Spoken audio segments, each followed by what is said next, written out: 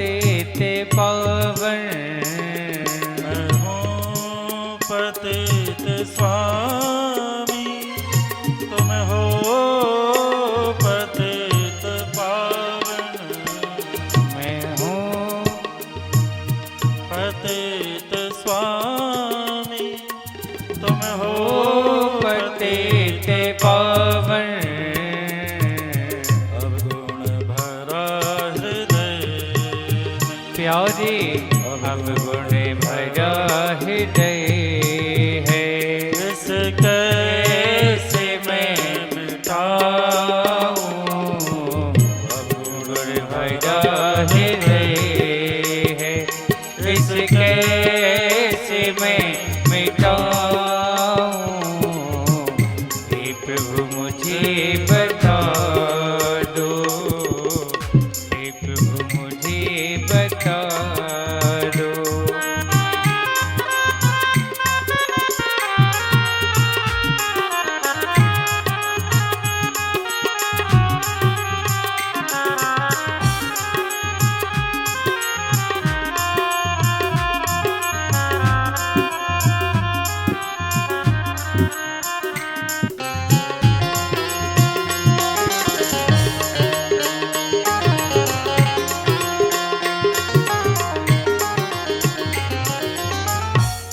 अच्छा हूँ या बुरा हूँ, जैसा भी हूँ तुम्हारा। अच्छा हो या बुरा हो, जैसा भी हो तुम्हारा। अच्छा हूँ या बुरा हूँ, जैसा भी हो तुम्हारा। अच्छा हो या बुरा हो, जैसा भी हो तुम्हारा। ठुकराओ ना मुझे अब, ठुकराओ ना मुझे अब, चरणों में सिर झुकाऊं। ठुकराओ ना मुझे अब, चरणों में सिर झुकाऊं। प्रभु मुझे बता दो, हे प्रभु मुझे बता दो, चरणों में कैसे आऊं। माया के बंधनों से,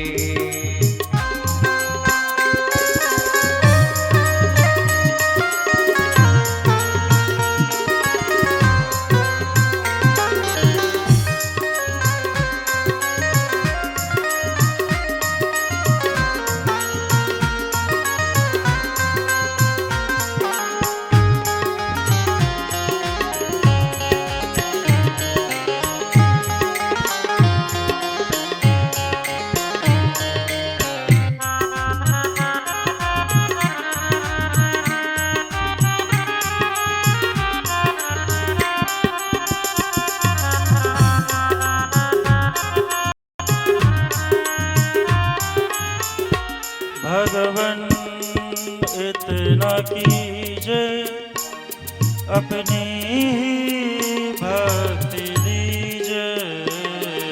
भगवन इतना कीजिए, अपनी ही भक्ति दीजिए। भगवन इतना कीजिए, अपनी ही भक्ति दीजिए। भगवन इतना कीजिए, अपनी ही भक्ति दीजिए। वो प्रेम आपसे ही, वो प्रेम आपसे ही, तुमको ना भूल पाऊं। वो प्रेम आपसे ही, तुमको न भूल पाऊं। बता दो, चरणों में कैसे आऊं, माया के बंधनों से, माया के बंधनों से अब मुक्ति कैसे पाऊं, हे प्रभु मुझे बता दो, हे प्रभु मुझे बता दो। हरे कृष्णा कृष्ण कृष्ण हरे हरे, हरे रामा हरे रामा, राम राम हरे हरे, हरे कृष्णा कृष्ण कृष्ण हरे हरे, हरे राम राम राम हरे हरे,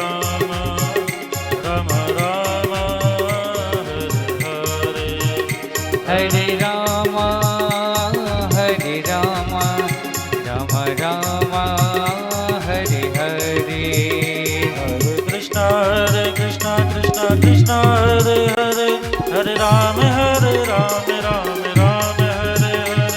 हरे कृष्णा कृष्ण कृष्ण हरे हरे, हरे राम राम हरे हरे, हरे कृष्णा कृष्ण कृष्ण हरे हरे, हरे राम राम हरे हरे, हरे कृष्णा कृष्ण कृष्ण हरे हरे, हरे राम राम हरे हरे, हरे कृष्णा कृष्ण कृष्ण हरे हरे, हरे राम हरे हरे, हरे कृष्णा कृष्ण कृष्ण हरे हरे, हरे राम राम हरे हरे, हरे कृष्णा कृष्ण कृष्ण हरे हरे, हरे राम हरे हरे, हरे कृष्णा कृष्ण कृष्ण हरे हरे, हरे राम हरे हरे। बोल भक्त वत्सल भगवान की जय, श्री सद्गुरुदेव भगवान की की जय हो। योऽन्तः प्रविश्य मम वाचमिमां प्रसुप्तां सञ्जीवयत्यखिलशक्तिधरस्वधाम्ना अन्याश्च हस्तचरण श्रवणत्वगादीन् प्राणान्नमो भगवते पुरुषाय तुभ्यम्। परम मंगलमय भगवत स्वरूप श्रीमद्भागवत महापुराण सप्ताह ज्ञान महायज्ञ में समुपस्थित समस्त भक्तवृंद, माताएं, विगत 3 दिवस से अद्भुत अलौकिक आनंद की सृष्टि यहाँ श्री बाल रूप हनुमानगढ़ी सरकार के प्रांगण में श्री हनुमान जी महाराज के परम सन्निधान में श्री सद्गुरुदेव भगवान के चरण आश्रय में बैठ करके हम आप सभी गोविंद के गुणानुवादों से आप्लावित हो रहे हैं। कल आप सबने श्रवण किया कि कैसे केवल 6 माह के तप से श्री ध्रुव जी महाराज ने श्री हरि नारायण भगवान को प्राप्त कर लिया। ये गुरु की महिमा है। गुरु मेहरबान, चेला पहलवान। सर्वसमर्थ श्री नारद जी महाराज से द्वादशाक्षर मंत्र की दीक्षा श्री ध्रुव जी महाराज ने प्राप्त की और 6 माह तक कठिन तप करके भगवान को प्राप्त कर लिया। श्री हरि नारायण भगवान जब प्रकट हुए तो श्री ध्रुव जी महाराज समाधिस्थ थे। भगवान ने कहा, बेटा ध्रुव नेत्र खोलो, मैं तुम्हारे समक्ष खड़ा हूं। जैसे ही भगवान का ये स्वर ध्रुव जी महाराज के कानों में पड़ा, ध्रुव जी महाराज के नेत्र खुल गए। लेकिन जैसे ही नेत्र खुले, सामने भगवान की छटा देखी, गोविंद माधव का दर्शन किया, तो अकस्मात अपने नेत्र बंद कर लिए। ध्रुव जी महाराज ने नेत्र बंद किए और विचार करने लगे कि जो अभी मेरे अंतर मन में, मेरे हृदय में जिस छवि का दर्शन मैं कर रहा था, आंख खोली तो ये मेरे समक्ष खड़े हैं। क्या भगवान मेरे हृदय से कहीं चले गए हैं? लेकिन जब पुनः नेत्र खोले तो भगवान समक्ष खड़े मुस्कुरा रहे हैं। ध्रुव जी महाराज को कुछ समझ नहीं आया। केवल भगवान की छटा का दर्शन कर रहे हैं। और कोई भी भक्त हो, अनंत काल तक जब भक्त भगवान की विशुद्ध भक्ति में लीन रहता है और अकस्मात एक क्षण ऐसा आता है जब भगवत दर्शन या भगवत कृपा उसे प्राप्त होती है, तो जीवात्मा स्तंभित रह जाती है। प्रत्येक जीव, प्रत्येक भक्त वो अकस्मात भगवान की इस कृपा के पश्चात उसके प्रत्यातुर में कुछ कह ही नहीं पाता।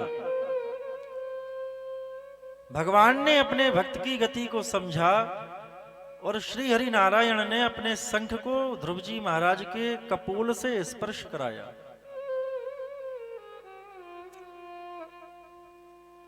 स्पर्श बालम कृपया कपोले। जैसे ही भगवान ने अपने शंख को स्पर्श कराया, ध्रुव जी महाराज को सारे वेद वेदांत कंठस्थ हो गए।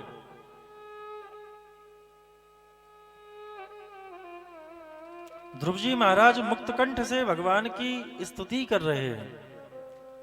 ध्रुव जी महाराज कहते हैं, प्रभु योन्तः प्रविश्य, आप ही मेरे अंतःकरण में प्रविष्ट हो गए हैं। मम वाच मिमाम प्रसुप्ताम। जब आप आए तो मेरी वाणी बिल्कुल सोई हुई थी, मुझे समझ में ही नहीं आया कि किस भांति आपकी स्तुति करूं।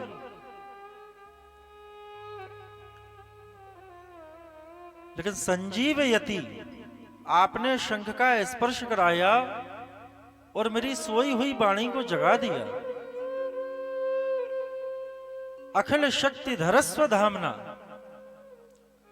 भगवान, आपने केवल वाणी ही नहीं दी है, अपितु हंसने की, बोलने की, चलने की, फिरने की, देखने की, सुनने की जितनी भी शक्ति है प्रभु, अखिल शक्ति धरस्व धामना। भगवान, ये सारी शक्तियां केवल आपके द्वारा प्रदत्त हैं, क्योंकि आप ही सभी शक्तियों के स्वामी हो। अन्याश हस्त चरण श्रवणत्व गादीन। सिर से लेकर के पैर तक प्रत्येक शक्ति प्रभु आपने ही दी है। भगवान अगर अपनी शक्ति खींच लें तो क्या कोई बोल सकता है? भगवान देखने की शक्ति खींच लें तो क्या कोई देख सकता है? उदाहरण के लिए समझिए कि जैसे विद्युत प्रवाह है, इलेक्ट्रिसिटी जो है, ऊर्जा जो है, ये जितने भी यंत्र हैं, माइक हैं, साउंड हैं, लाइट है, प्रत्येक यंत्र चल किससे रहा है? ऊर्जा से। विद्युत प्रवाह हो रहा है तभी तो ये यंत्र चल रहे हैं। यदि विद्युत प्रवाह ना हो तो क्या ये यंत्र चल सकते हैं? इसीलिए कई बार आपने देखा होगा कि देखने में कोई बहुत अधिक सुंदर है, लेकिन जब बातचीत करने गए तो पता चला कि वो बोल नहीं पाता है। तो भगवान अखिल शक्ति के स्वामी हैं। सारी शक्तियों के प्रदाता केवल एकमात्र नारायण हैं।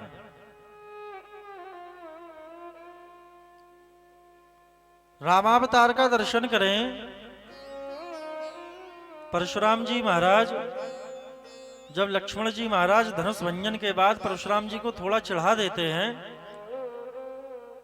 परशुराम जी महाराज क्रोधवश कहते हैं, रे नृप बालक कालवश, अरे राजकुमार, ये मेरे हाथ में परसा देख रहा है, इसी परशु से मैंने किस बार क्षत्रिय विहीन इस धरा को किया है।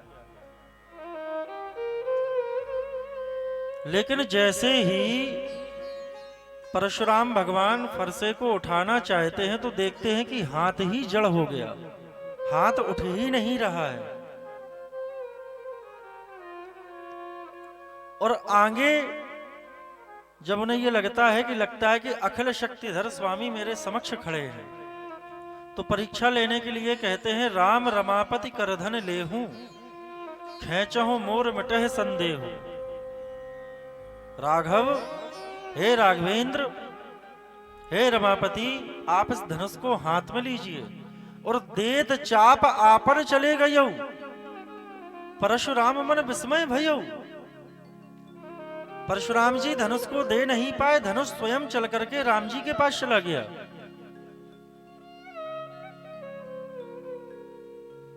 परशुराम जी पहचान गए, अखिल शक्तिधर स्वामी श्री रामचंद्र जी महाराज मेरे समक्ष खड़े हैं। तो भगवान कैसे हैं, जो चेतन को जड़ करहि जड़ह करह चेतन।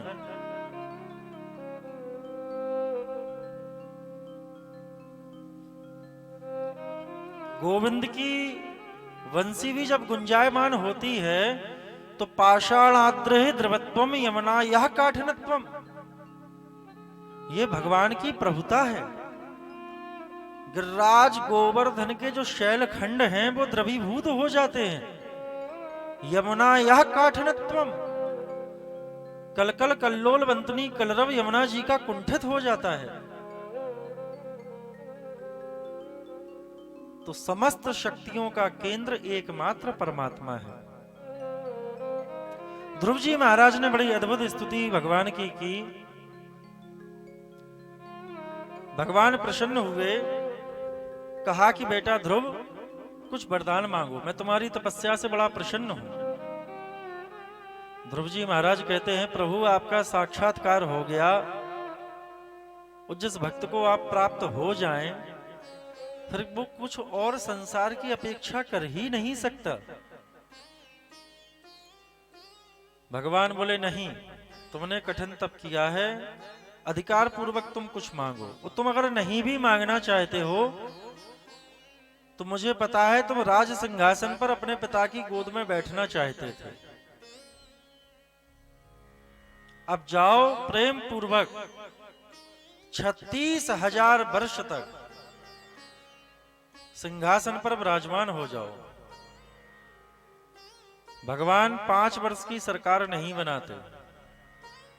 आजकल की सरकार 5 साल 10 साल।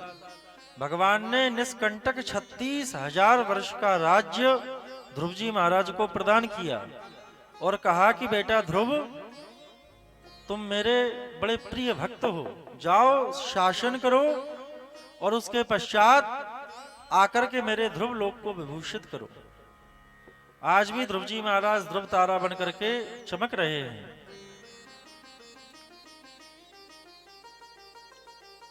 ध्रुव जी महाराज अपने राज्य को लौटे। सभी परिवारी जनों ने, पिताजी ने दौड़ करके ध्रुव जी महाराज का स्वागत किया, अभ्यर्चन किया। 36,000 वर्ष तक ध्रुव जी महाराज ने राज्य शासन व्यवस्था का अनुपालन किया। उसके पश्चात अंत में भगवान के भेजे हुए विमान में अपनी माता सुनीति को साथ में लेकर के काल के सिर पर अपना पैर रख करके भगवान के वैकुंठ धाम को प्राप्त हुए, परम धाम को प्राप्त किया।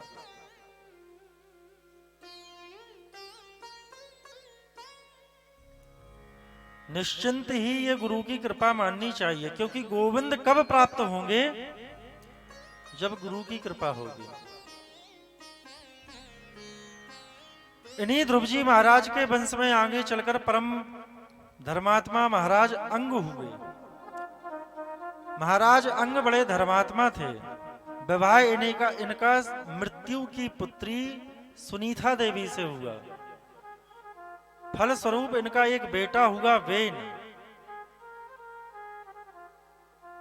महाराज अंग जितने बड़े धर्मात्मा, उनका पुत्र उनके स्वभाव के विपरीत उतना ही दुराचारी, दुष्ट, नास्तिक और अनीश्वरवादी। ईश्वर में, भगवान में बिल्कुल भी विश्वास नहीं रखता।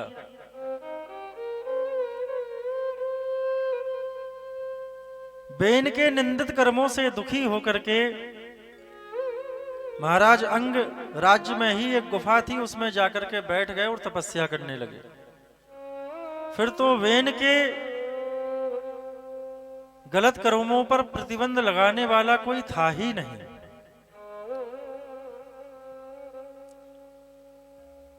निरंकुश होकर के इसने राज्य सत्ता को प्राप्त किया। राज सिंहासन पर बैठते ही इसने पहला नियम बनाया। पहला नियम क्या? न यष्टव्यम न दातव्यम न होतव्यम ध्वजा क्वचित यते न्यवारयत् धर्मं वैरी घोषेण सर्वशः। वेन ने उद्घोष कर दिया, आज के बाद ना कोई यज्ञ करे, ना हवन करे, ना पूजन करे, ना भजन करे, ना ब्राह्मणों को भोजन कराए, संत महात्माओं के भंडारे भी ना करे। और यदि कुछ करना ही है तो मेरी पूजा करे, क्योंकि राजा इस पृथ्वी पर ईश्वर की अवधारणा है, भगवान का ही स्वरूप है। राजा को सारे अधिकार हैं, सर्वदंडोवसी। ब्राह्मण, क्षत्रिय, वैश्य, शूद्र, वो किसी को भी दंडित करे। सारी व्यवस्थाएं राजा के द्वारा प्रतिपादित होती हैं। तो यदि कुछ पूजा पाठ करनी है तो राजा की अर्थात मेरी पूजा करो। भजन करना है तो वेनाय नमः, हवन करना है तो वेनाय स्वाहा। वास्तविक परमात्मा मैं ही हूं, क्योंकि सारी व्यवस्थाएं मेरी ही इच्छानुसार चल रही हैं।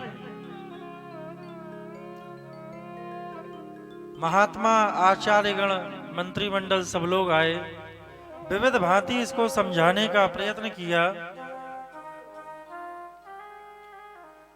कहा कि देखो राजन, यज्ञ भगवान का इस प्रकार से अनादर करना उचित नहीं है। जब संत महात्माओं ने विविध भांति इसको समझाने का प्रयत्न किया तो ये संत महात्माओं को ही गालियां देने लगा। बलिशावत यूयम अधर्मे धर्म मानिनः ये वृत्त दंपतिम हित्वा जारं पतिमुपासते।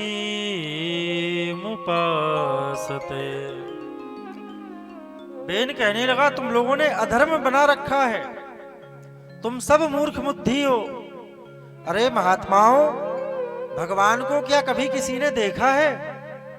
जिस भगवान को देखा नहीं उसकी पूजा करते हो, और मैं राज्य की सारी व्यवस्थाओं को चला रहा हूं, मेरी पूजा नहीं करते।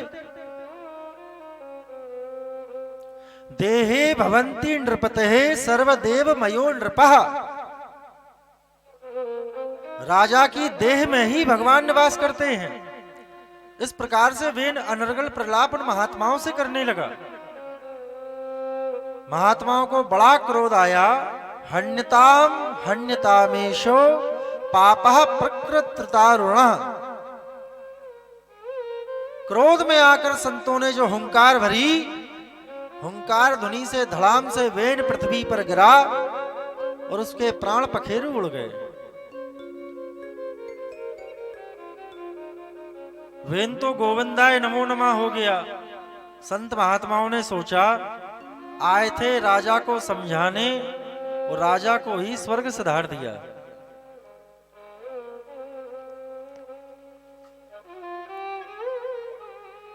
शासन व्यवस्था, सांसारिक व्यवस्था दो गद्दियों से चलती है। भारत में दो ही गद्दियां हैं, एक तो राजगद्दी, एक व्यास गद्दी। राजगद्दी व्यास गद्दी के मार्गदर्शन में व्यवस्थाओं का अनुपालन करती है, क्योंकि आप लोग जब संस्कार विधि को पढ़ेंगे तो संस्कार विधि में वर्णन आता है कि जब नया युवराज राज्य सिंहासन पर बैठता है तो सप्त नदियों के जल के द्वारा युवराज का अभिषेक किया जाता है। आसपास के राज्य उसके लिए उपहार लेकर के आते हैं, राजमाता उसको राज मुकुट पहनाती हैं, और जो राजगुरु होते हैं वो उसके हाथ में दंड देकर के कहते हैं, दंड एक चिन्ह होता है, उसके हाथ में प्रदान करते हैं और कहते हैं कि राजन सर्वदंडवसी, ये आपका सर्वदंड है। ब्राह्मण क्षत्रिय वैश्य शूद्र आप किसी को भी दंडित कीजिए, ये आपका अधिकार है। और जब राजगुरु को राज तिलक होने के बाद वह नया राजा प्रणाम करता है, तब एक मोर पंख उठा करके उसके सिर से मार करके राजगुरु कहते हैं राजा से कि धर्म दंडोवसी राजन, ये धर्म का दंड है जो तुम्हारे भी ऊपर है। तो इसलिए धर्म दंड के अनुसार राजगुरुओं के मार्गदर्शन में राज्य की व्यवस्था का प्रतिपादन करना चाहिए, तभी एक आदर्श राज्य की स्थापना हो सकती है।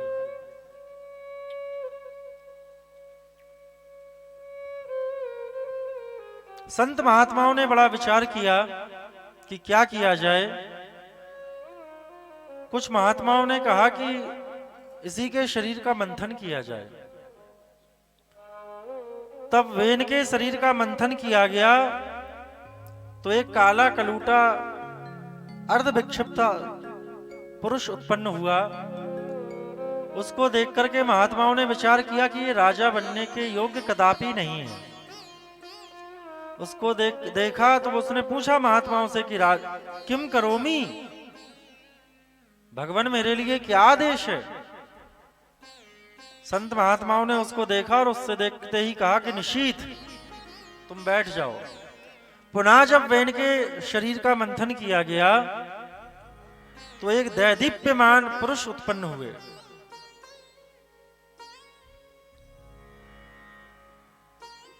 और पुरुष के साथ साथ एक बालिका भी प्रकट हुई।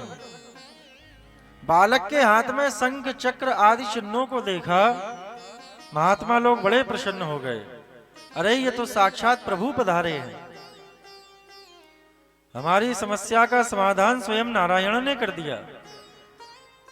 चूंकि ये मंथन से प्रादुर्भूत हुए इसलिए इनका नाम रखा गया पृथु। सभी महात्माओं ने मिलकर के महाराज पृथु को चक्रवर्ती की पदवी प्रदान की, गद्दी पर बैठा करके राज्याभिषेक किया। सूत मागध बंदी जनों ने हाथ जोड़ करके पृथु भगवान की महिमा गाई है।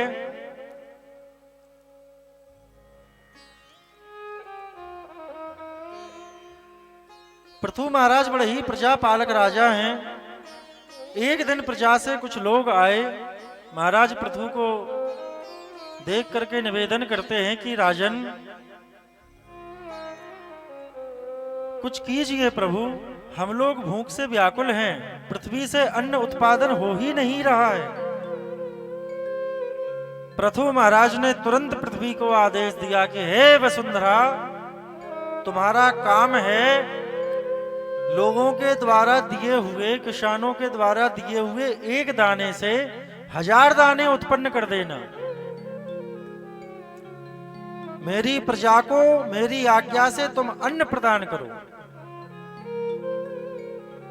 लेकिन पृथ्वी ने नहीं सुना तो पृथु महाराज को क्रोध आ गया। वसुधे त्वाम वधिष्यामि मच्छासन परांग मुखीम।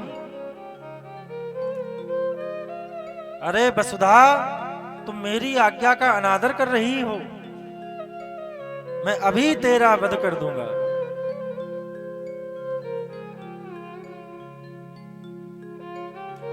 पृथ्वी माता कांपती हुई गौ माता का रूप बना करके महाराज पृथु के समक्ष प्रकट हुई।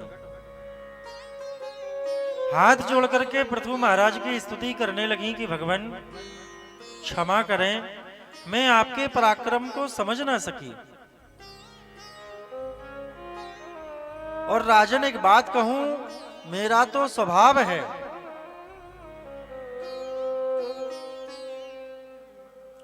जब पृथ्वी के ऊपर धर्म की ध्वजा लहराती है तो पृथ्वी रत्न गर्भा है, सारे रत्नों को प्रकट कर देती है। लेकिन जब कोई अनाचारी दुराचारी इस पृथ्वी पर शासन करता है तो माता पृथ्वी रत्न गर्भा है, वो सारे रत्नों को अपने गर्भ में छिपा लेती है, फिर वो प्रकट नहीं करती।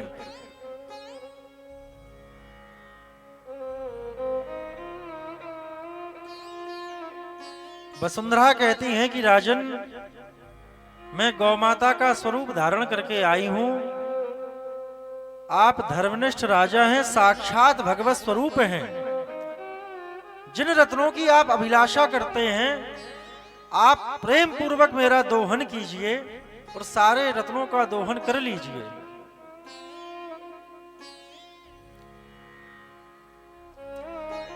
इस प्रकार से महाराज पृथ्वी ने विभिन्न प्रकार के रत्नों का दोहन किया।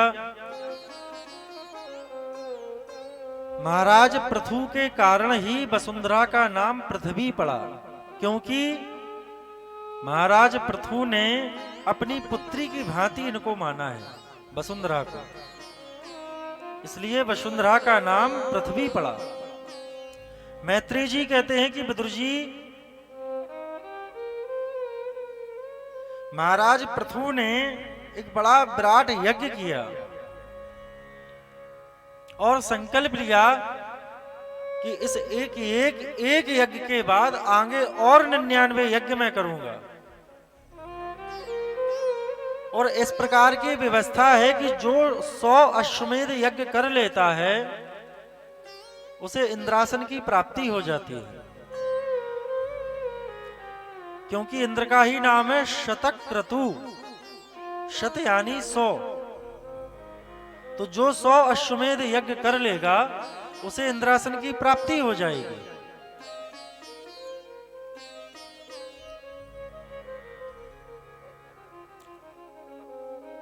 यज्ञ हुआ, यज्ञ के पश्चात यज्ञ का अश्व छोड़ा गया। इंद्र ने पाखंड का आश्रय लेकर के साधु का वेश बना करके यज्ञ का घोड़ा चुरा लिया। मैत्री जी कहते हैं कि हे विदुर जी, यहीं से पाखंड की परंपरा का जन्म हुआ। पाखंड क्या है? पापस्य खंडः इति पाखंडः, जो पाप का ही एक भाग है, पाप का ही खंड है, वही पाखंड है। दिखने में हो सकता है कि धर्म के समान प्रतीत हो, किंतु पाखंड जो है वो पाप का ही एक खंड है। ऋषि मुनियों ने महाराज से कहा कि राजन, हमको आज्ञा दीजिए, इसी क्षण इंद्र को ला करके और इसी यज्ञ में भस्म कर देंगे।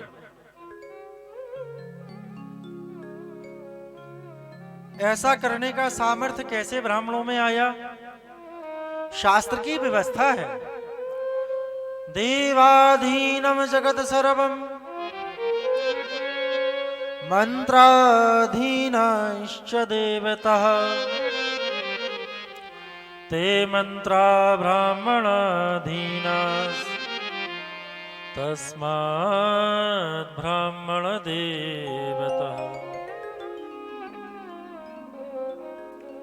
पृथु महाराज ने आज्ञा दी, जो ब्राह्मणों ने मंत्रोच्चारण किया, मंत्र शक्ति के द्वारा इंद्र को खींच लिया, और ब्राह्मण स्वाहा करने वाले ही थे कि तभी ब्रह्मा जी प्रकट हो गए।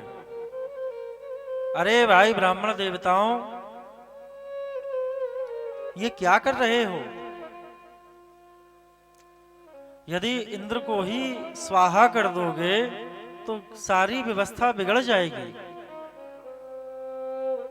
ब्रह्मा जी ने विविध भांति महाराज पृथु सहित सभी आचार्य ब्राह्मण संत महात्माओं को समझाया। पृथु महाराज ने ब्रह्मा जी के वचनों का आदर किया और ब्राह्मणों को मना किया। ब्राह्मण शांत हो गए। महाराज पृथु का क्रोध भी शांत हो गया। इंद्र के प्राण बच गए। तभी भगवान नारायण वहां प्रकट हुए। भगवान राजा पृथु से बोले कि महाराज पृथु, आपने पितामह ब्रह्मा का सम्मान रखा, उनका आदर किया, इसलिए मैं प्रसन्न हूं।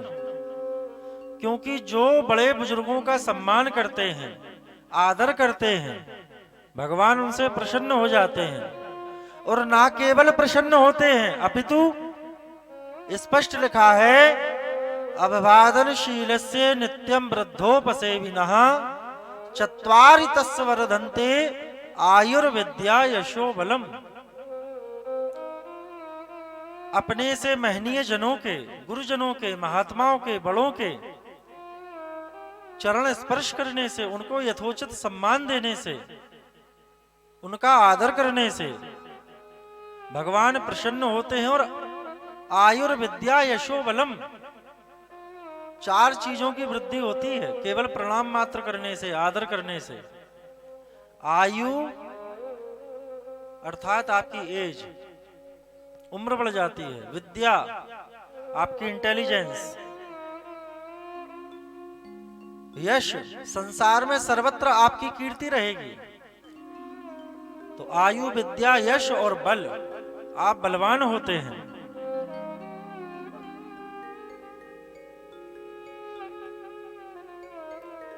भगवान की दिव्य छटा को जैसे ही महाराज पृथु ने देखा, भगवान से बोले कि प्रभु अब मुझे कुछ नहीं चाहिए।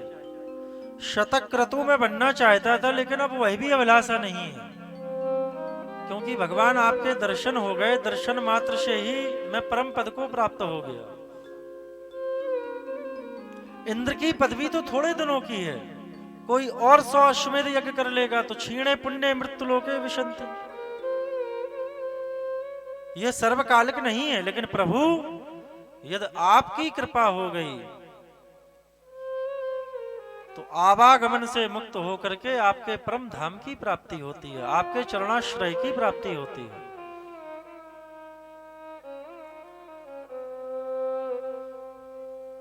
पृथु महाराज ने कहा कि सरकार, हमें विश्वास है, अगर माता महालक्ष्मी हम पर क्रुद्ध हो भी जाएं और अगर आप प्रसन्न हैं तो मैं श्री संपन्न सदैव रहूंगा। क्योंकि भगवान का तो स्वभाव ही है, भक्तादीन मनः पूज्यो भक्ता लोक शिवंकरः। अपार करुणा सुंदर भगवान भक्त तत्परा, भक्ताभीष्ट फलप्रदा। अपने भक्त के लिए जो अभीष्ट है वो प्रभु आप अपने भक्त को स्वयं प्रदान कर देते हैं। भक्त को मांगने की कोई आवश्यकता ही नहीं है। जगत जनन्याम जगदीश वैससं स्यादेव यत्कर्मणि नः समीहतम् करोसि फलभग्युरुदीन वत्सलः स्व एव दृष्णैर्विरतस्य किं तयः। पृथु महाराज कहते हैं कि आपकी सेवा के लिए कदाचित जगत जननी से विरोध हो भी जाए तो भी आप अपने भक्तों के ही पक्ष में रहेंगे। इस प्रकार से विविध भांति भगवान की स्तुति की। अनंत काल तक महाराज पृथु ने राज्य व्यवस्था का समुचित सत्पालन किया।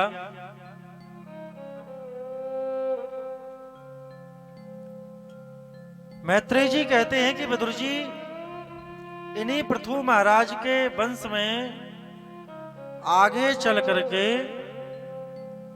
महाराज प्राचीन बरही हुए। राजा प्राचीन बरही बहुत बड़े कर्मकांड में विश्वास रखने वाले, आस्था रखने वाले थे। विभिन्न प्रकार के यज्ञ करते और उन यज्ञों में विभिन्न प्रकार के पशुओं की बलि देते।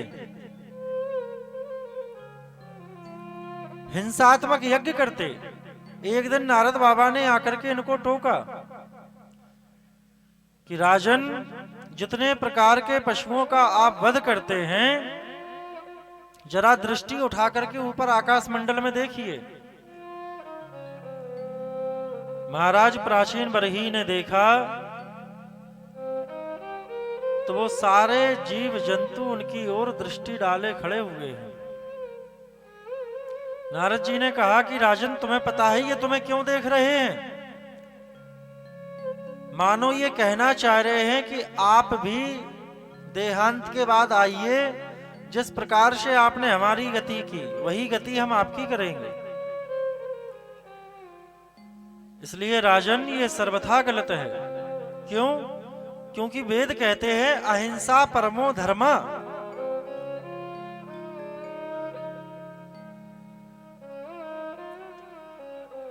वेद भगवान परोक्षवादी हैं। उन्होंने सदा सर्वदा अहिंसा का ही मार्ग प्रतिपादित किया है। कदाचित कुछ एक दो जगह यदि पशु बलि का प्रावधान है भी, तो वेद भगवान ने यह विचार किया, पहले ऋषि मुनियों ने यह विचार किया कि जो हिंसात्मक प्रवृत्ति के लोग हैं, हिंसा करना ही जिनका धर्म है, परम धर्म है, ऐसे लोगों को कैसे रोका जाए। तो एक व्यवस्था बनाई है कि अमुक यज्ञ में अमुक पशु की बलि दे दी जाए, अथवा अमुक देवता के या अमुक देवी की प्रसन्नता के लिए उनकी साधना में, साधना दो प्रकार की है, सात्विक और तामसिक। पूजा दो मार्ग पे चलती है, दक्षिण मार्ग, वाम मार्ग। तो जो वाम मार्गी हैं, जो तामसिक प्रवृत्ति का अनुपालन करने वाले लोग हैं,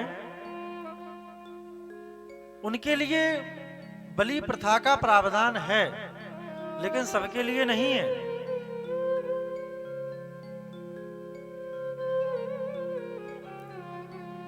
मैत्रेय जी कहते हैं कि विदुर जी, जब प्राचीन बरही ने ऐसा वृतांत नारद जी महाराज से सुना तो घबरा गए कि मैंने अज्ञानतावश विभिन्न प्रकार के पशुओं की हिंसा की है, अब क्या होगा। तब पुरंजनोपाख्यान के माध्यम से प्राचीन बरही का संताप दूर किया गया। मूल रूप में पुरंजनोपाख्यान में एक बात बताई गई है, अंते मति ही सा गति। मनुष्य का धर्म क्या है?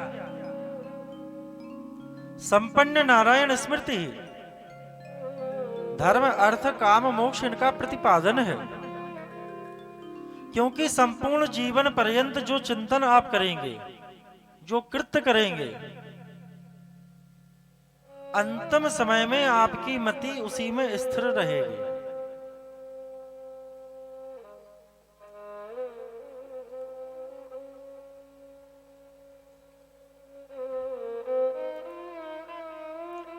और कदाचित यदि देहांत काल में, प्राणांत काल में किसी पशु का चिंतन मात्र कर लिया अथवा किसी स्त्री का चिंतन कर लिया, तो सदगति नहीं मिलने वाली। इसलिए सदा सर्वदा मनुष्य का परम धर्म है भगवान नारायण का ध्यान, भगवान नाम संकीर्तन। क्यों? देखिए, पुरी जो है, पुरी दरअसल ये हमारी जो देह है, यही पुरी है। 84 लाख विभिन्न योनियों में जन्म लेने के बाद पुरंजन ने जिस प्रकार से भ्रमण किया है ना, लाखों शहरों का, विभिन्न जगहों का, सार रूप में समझिए, उसी प्रकार से ये जो मनुष्य की देह है, ये भी विभिन्न पुरियों में यात्रा करने के बाद आपको प्राप्त हुई है। कभी चींटी बने, कभी मच्छर बने, कभी हाथी, कभी घोड़े, न जाने कितने प्रकार के जीव जंतु बने,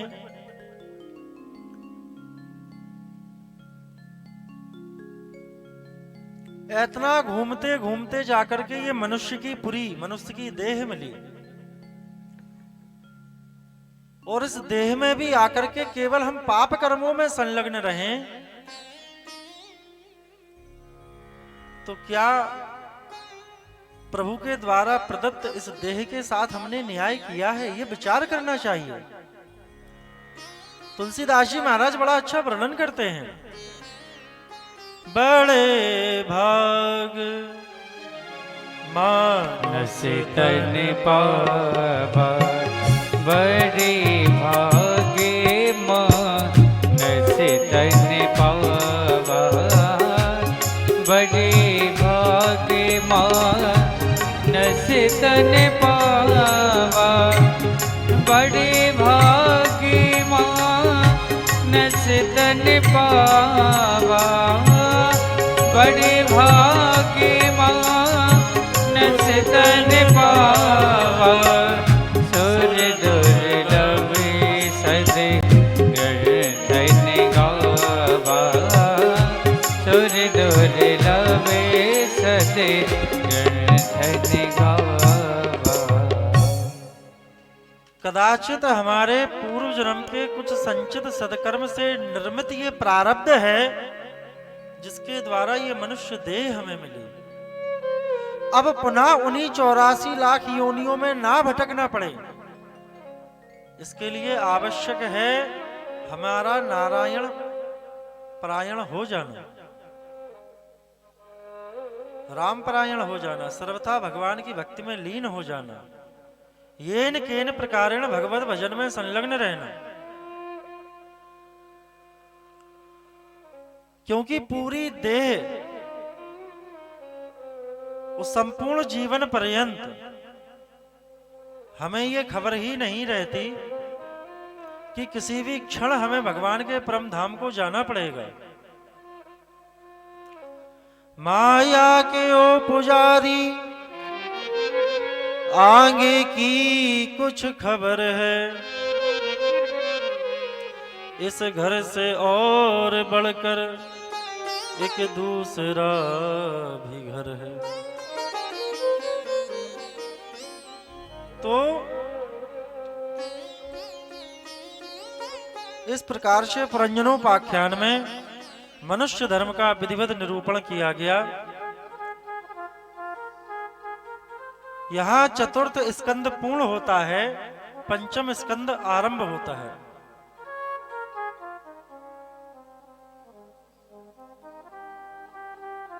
अब श्री सुखदेव जी महाराज राजा परीक्षित को मनु महाराज के दूसरे पुत्र प्रियव्रत की कथा सुनाते हैं। श्री सुखदेव जी कहते हैं कि परीक्षित, महाराज प्रियव्रत बड़े प्रतापी राजा थे। एक दिन महाराज प्रियव्रत ने विचार किया कि ये रात क्यों होती है, क्योंकि दिन में तो लोग अपने अपने कार्यों में व्यस्त रहते हैं और रात में सो जाते हैं, तो आधा समय अथवा आधा जीवन लोगों का केवल सोने में गुजर जाता है। विचार किया कि अब मैं ये रात्रि होने ही नहीं दूंगा, सूर्यास्त होगा ही नहीं, चंद्रोदय होगा ही नहीं, तो रात्रि होगी कैसे। रथेन ज्योतिर्मयेन रजनी मप दिनम करिष्यामि। इन्होंने तुरंत विचार करके एक ज्योतिर्मय रथ का सृजन किया और पृथ्वी की 7 प्रदक्षिणाएं करके 7 दिन तक रात्रि होने ही नहीं दी। इतनी तीव्र गति से उस ज्योतिर्मय रथ पर बैठ करके महाराज प्रियव्रत ने पृथ्वी की प्रदक्षिणा की है, परिक्रमा की है, कि दिन ही दिन रहा, रात्रि हुई ही नहीं। ब्रह्मा जी घबरा गए, आए और समझाया कि राजन ऐसा ना करिए, क्योंकि प्रकृति की ये व्यवस्था है। प्रकृति की व्यवस्था में कुछ भी निरर्थक नहीं है, कुछ भी व्यर्थ नहीं है। प्रत्येक तत्व का, प्रत्येक वस्तु का, प्रत्येक कारक का अपना अपना उपयोग है। अमंत्रक्षरम नास्ति नास्ति मूलमनौषधम् अयोग्यः पुरुषो नास्ति योजकस्तत्र दुर्लभः। अरे राजन, जहां विषयी पुरुष रात्रि में विषय भोगते हैं या भोग वासनाओं में लिप्त रहते हैं या सो जाते हैं, उसी जगह रात्रि में जो योगी जन हैं, जो मुनिजन हैं, वो अपनी समाधि लगाते हैं और रात्रि में एकांत में ध्याता, ध्यान, ध्येय तीनों एक हो जाते हैं, क्योंकि वो समाधि लगा करके प्रभु का ध्यान करते हैं। प्रकृति प्रदत्त कोई भी वस्तु व्यर्थ नहीं है।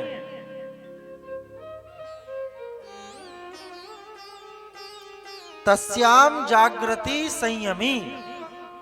रात्रि में जो संयमी लोग हैं वो जागते हैं, ध्यान करते हैं।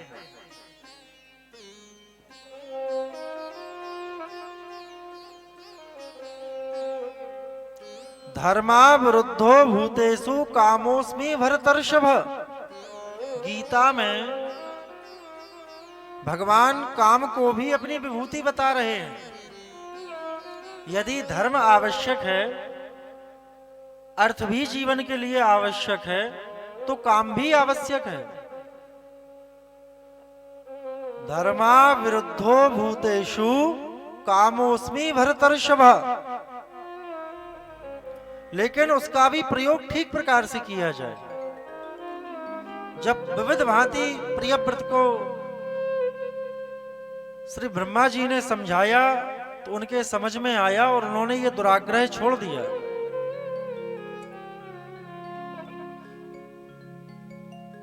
महाराज प्रियव्रत ने पृथ्वी की तीव्र गति से जो 7 प्रदक्षिणाएं की तो पृथ्वी के 7 द्वीप और 7 सागरों की रचना हुई।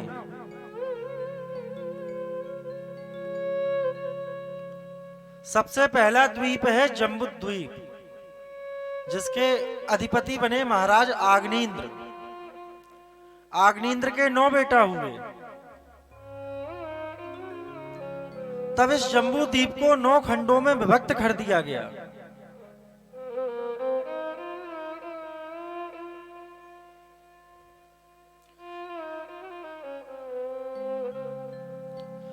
इसी क्रम में आगे चल करके महाराज नाभि हुए। नाभि का विवाह हुआ मेरु देवी से, लेकिन महाराज नाभि के कोई संतान नहीं हुई। ब्राह्मणों के आचार्यों के पास गए, प्रार्थना की।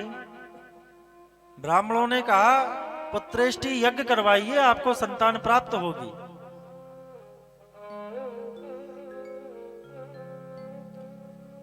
यज्ञ किया। यज्ञ भगवान प्रसन्न हुए, प्रकट हुए और पूछा कि क्या चाहते हो। महाराज नाभि ने जैसे ही यज्ञ भगवान का दर्शन किया तो प्रमुदित हो गए, इतने भाव मग्न हो गए भगवान को देख करके कि कुछ मांग ही नहीं पाए। भगवान ने ब्राह्मणों से, आचार्यों से कहा कि ब्राह्मण देवताओं, आप बताइए किस हेतु से इन्होंने यज्ञ किया, ये क्या चाहते हैं। किंचायम राजर्षिर्पत्य कामः। राजन की क्या इच्छा है। ब्राह्मणों ने कहा कि प्रभु, इनकी केवल एक कामना है, ये आपके जैसी संतान चाहते हैं। इनकी इच्छा है कि भगवान आप ही हमें पुत्र रूप में प्राप्त हो जाएं। भगवान हंस करके बोले कि ब्राह्मणों, आपने यज्ञ कराया है, हमें ब्राह्मणों से अधिक प्रेम है, इसलिए यज्ञ निष्फल नहीं होगा। आपका वचन पूर्ण हो, आपका अनुष्ठान पूर्ण हो, इसलिए मैं इनका पुत्र बनना स्वीकार करता हूं।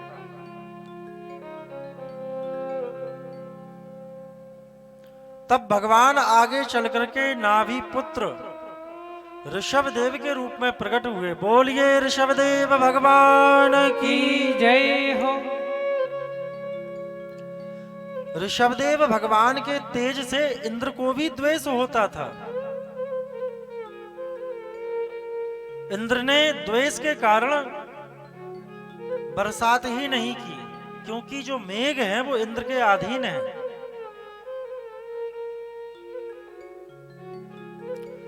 तब ऋषभदेव भगवान ने अपनी माया के द्वारा, अपनी शक्तियों के द्वारा, अपनी राज्य सेवा में, संपूर्ण राज्य सीमा में जल की वृष्टि कर दी। इंद्र को लज्जित होना पड़ा। इंद्र लज्जित हुए और आकर के अपनी पुत्री जयंती का विवाह ऋषभदेव जी के साथ कर दिया। ऋषभ भगवान से जयंती का विवाह हुआ। 100 पुत्र उत्पन्न हुए, जिनमें सबसे बड़े पुत्र हैं महाराज भरत, जिनके प्रताप से इस अजनाब खंड का नाम भारतवर्ष पड़ा। आसीद्ये नईदम वर्षम भारतमति। श्री भरत जी के कारण ही इस अजनाब खंड का नाम भारतवर्ष पड़ा। सुखदेव जी महाराज कहते हैं कि परीक्षित, ऋषभदेव भगवान ने एक दिन अपने सारे बच्चों को अपने पास बुलाया, सबको बैठा करके सुंदर उपदेश दिया। ऋषभदेव भगवान कहते हैं कि बच्चों, इस जगत में 2 ही आनंद हैं। एक तो विषयानंद, दूसरा है ब्रह्मानंद। विषयानंद की स्थिति यह होती है कि विषयानंद के लिए जरूरी नहीं कि आप मनुष्य देह में हो। मनुष्य देह में तो रहते हुए आप विषयों को भोगते ही हैं। किसी भी योनि में जन्म ले लें, जिस योनि में जन्म लेंगे आप विषयों को तब भी भोगेंगे। लेकिन जो ब्रह्मानंद है, ब्रह्मानंद केवल इस मनुष्य देह से ही प्राप्त हो सकता है। नायम देहो देह भाजाम नृलोके कष्टान कामान रहते बिंग भुजामये। ऋषभदेव भगवान कहते हैं कि बच्चों ध्यान पूर्वक सुनो। जिन लोगों की बुद्धि केवल और केवल विषयों तक सीमित है, वो मनुष्य नहीं है। मनुष्य रूपेण मृगाश्चरन्ति, वो पशुओं के समान है, क्योंकि उनका आचरण ही पशुव्रत है। पशु भी विषयों को भोग रहे हैं। अगर आप ब्रह्मानंद की अनुभूति नहीं कर रहे तो आप मनुष्य हैं ही नहीं। और जो मनुष्य है उसका परम लक्षण है कि वो ब्रह्मानंद की अनुभूति प्राप्त करे। इस प्रकार से विषयानंद और ब्रह्मानंद का दिव्य उपदेश दिया और परमहंस वृत्ति को धारण कर लिया।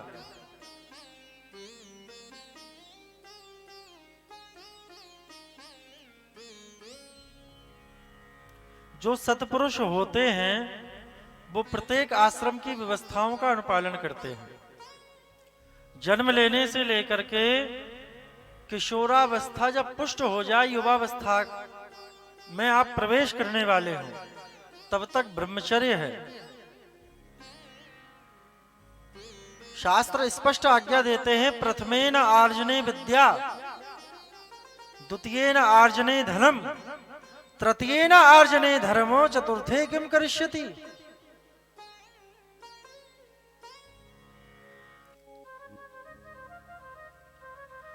तो प्रत्येक अवस्था में प्रत्येक पदार्थ का भोग करें और अंत में वानप्रस्थी होकर के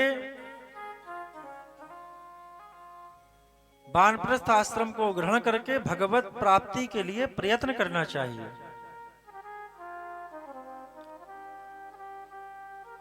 महाराज ऋषभदेव जी ने अपने ज्येष्ठ पुत्र भरत को सत्ता का भार सौंपा। भरत सम्राट बने। इनके बड़े पुत्र सुमति को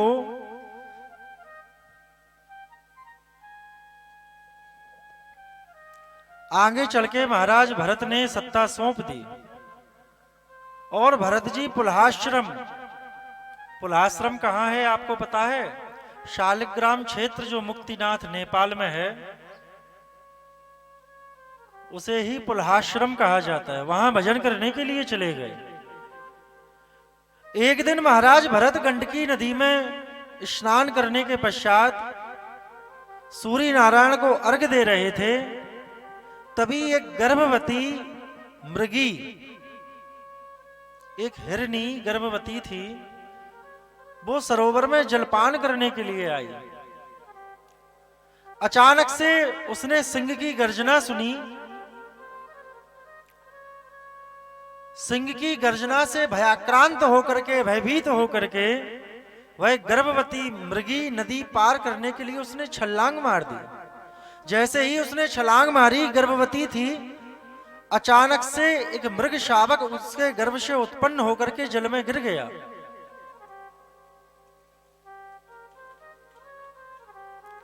जल अधिक गहरा था, मृग शावक उत्पन्न हुआ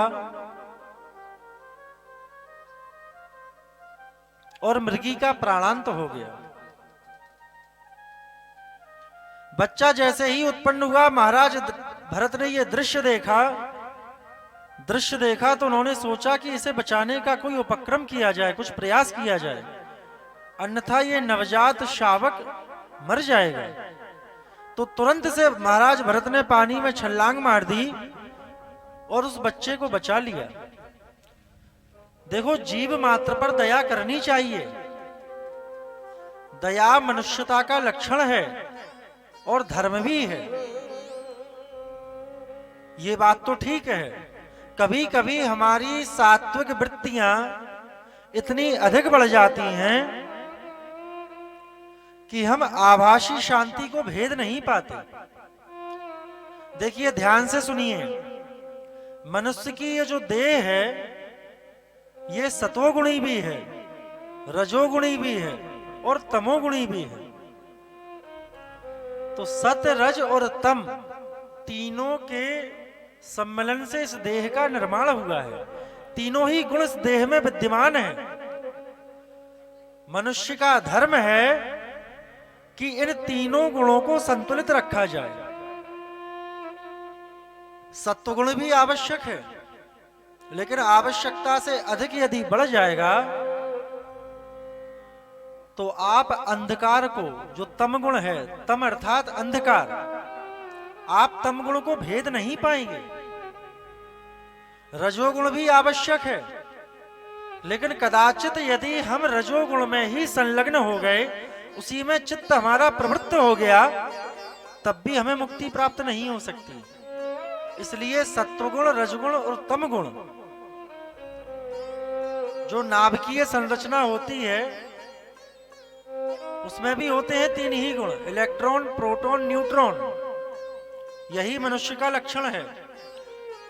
इलेक्ट्रॉन, प्रोटॉन, न्यूट्रॉन, यही सतगुण, रजगुण, तम गुण। उस नवजात हिरण के बच्चे पर श्री भरत जी का ऐसा वात्सल्य उमड़ा, ऐसा प्रेम उमड़ा कि सोते जागते केवल वो उसी की सेवा में रहते, उसी के प्रेम में रहते। और किसी के प्रेम में अगर आवश्यकता से अधिक पड़ जाओ तो भी आप कभी मुक्त नहीं हो सकते हैं।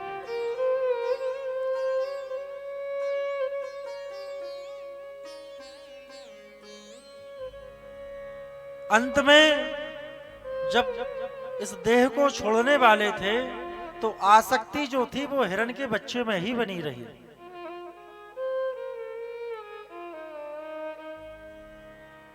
फलस्वरूप क्या हुआ? अंते मति सागति। अंतिम अवस्था में मृग का चिंतन कर रहे थे, इसलिए अगले जन्म में मृग योनि ही प्राप्त हुई। एक मृगा के संगत भरत धरी मृग देह, तुलसी उनकी कौन गति, जो घर घर करत स्नेह। एक मृग के बच्चे के कारण भरत जी महाराज को मृग की योनि प्राप्त हुई। अब सोचिए, हम और आप तो कितने लोगों में अपने चित्त को स्थिर किए बैठे हैं। ये मैं हूं, ये मेरे हैं, ये अहमता और ममता। जाया सुता दिश सदा ममताम विमुंचो। शास्त्र यही कहते हैं कि ममता को त्याग दो। मुंचा ज्ञानम प्रजारूपम बलिष्ठा कर्मणो गति। क्योंकि कदाचित यदि हम विषयों में प्रवृत्त रहे या जड़ जीव चेतन किसी में भी हमारी मति स्थिर रही प्राणांत के समय, तो हमें भगवत गति प्राप्त नहीं हो सकती।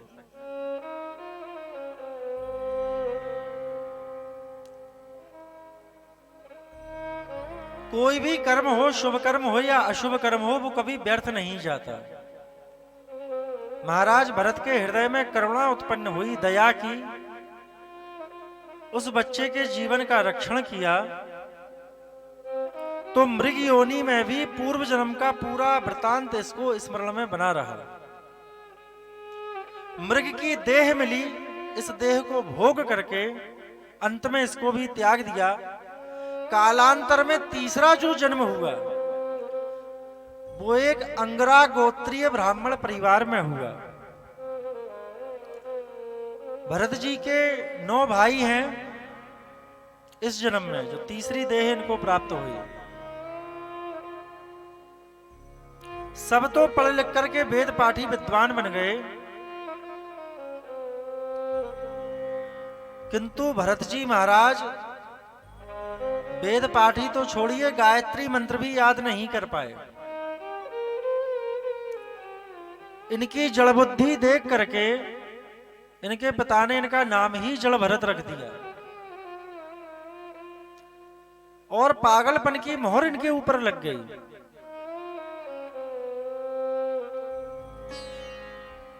कई बार पागलपन की मोहर बड़ी हितकारी होती है। पागलपन की मोहर लगी तो दुनियादारी से दूर हो गए, परिवार से दूर हो गए, संसारियों से दूर होकर के एकांत में भगवत भजन करने लगे। घर छोड़ करके एक महात्मा की शरण में जा पहुंचे।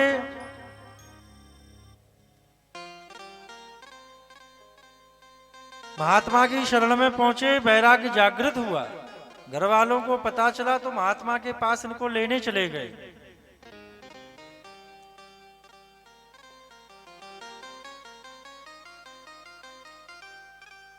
महात्मा से विभिन्न भांति निवेदन किया कि हमारे पुत्र को छोड़ दीजिए, ये हमारे घर में रहने ही योग्य ठीक है, क्योंकि ये थोड़ा मंद बुद्धि है। लेकिन चेला एकदम पक्का था गुरुजी का। बोले नहीं गुरुजी, आपको छोड़ करके हम कहीं नहीं जाएंगे। गुरुजी ने कहा कि देखो बेटा, मेरे पास रहो या कहीं और रहो, करना तो तुम्हें केवल भजन ही है। भगवत प्राप्ति का परम साधन केवल भजन है। तो जहां रहो वहां बैठ करके भजन कर लिया करो।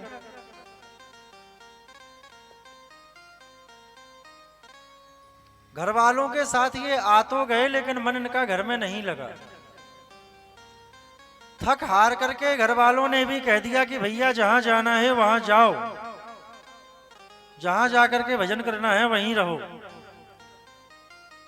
जड़ भरत जी ने घर को त्यागा, एकांत में जाकर के भजन करने लगे।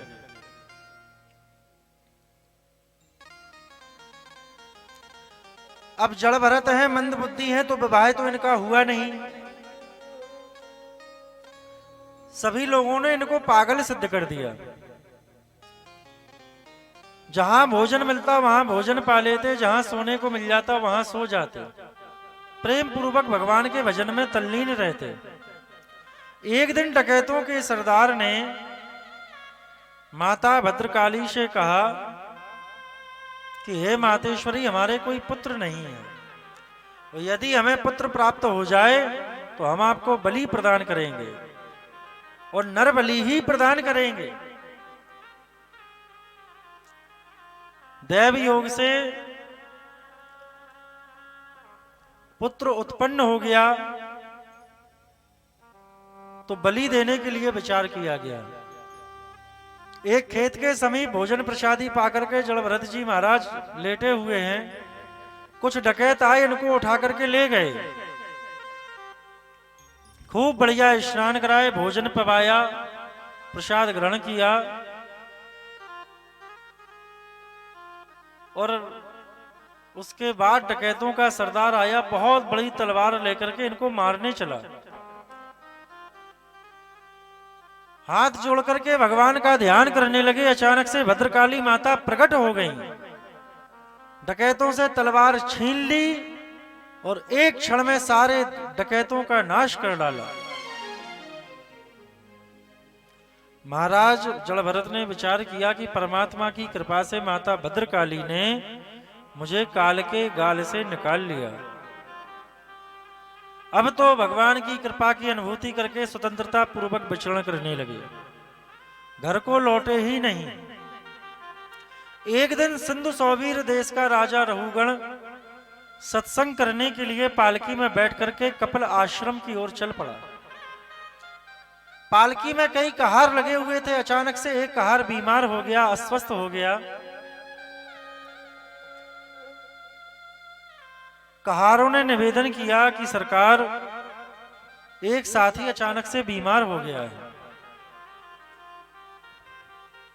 राजा ने कहा तो इसमें इतना विचार क्या करना है, मार्ग में जो मिल जाए उसको पकड़ करके लगा लो। विचार कर ही रहे थे, तभी जड़ भरत जी पर दृष्टि पड़ी उन कहारों की। कहारों ने समझा ये मोटा ताजा व्यक्ति है, बढ़िया भार ढोएगा। इसी को पकड़ा, कहा ए बाबा। जड़ भरत जी को बलपूर्वक कहारों ने उसी पालकी में लगा लिया। उससे कहा कि इसमें सिंधु सौवीर देश के महाराज विराजमान हैं, महाराज की पालकी में लग रहे हो, सावधान पूर्वक सेवा करना। कहारों के चलने की गति धीरे धीरे तेज होने लगी, लेकिन जड़ भरत जी तो अपने निजानंद में मस्ती में चल रहे थे। दृष्टिपूतम न्यसेत पादम, न्यसेत पादम अर्थात नीचे दृष्टि रख करके चल रहे थे कि कहीं ऐसा ना हो कि पृथ्वी पर घूमने वाला कोई जीव जंतु हमारे पैरों के नीचे आ जाए और हमसे उसकी हत्या हो जाए। महापुरुष जो होते हैं, संत प्रवृत्ति जिनकी होती है, ऐसे लोग कभी किसी को कष्ट नहीं देना चाहते। जैसे ही कोई जीव जंतु आता तो जड़ भरत जी थोड़ा उछल जाते, तो पालकी का संतुलन उससे बिगड़ जाता। पालकी का संतुलन जैसे ही बिगड़ा तो राजा रहुगण क्रोधित हो उठा। हे वोड्ढार साधु क्रमत क्रमति विषय मुह्यते यानमति। अरे भार वाहकों, ठीक से चलना नहीं आता। कहारों ने हाथ जोड़ करके कहा कि सरकार, अय मधुनैव नियुक्तोपि नाद्रुतम ब्रजति। हम तो कुछ नहीं कर रहे, ये जो नया रंगरूट आया है ये ठीक प्रकार से अपना कार्य नहीं कर रहा है।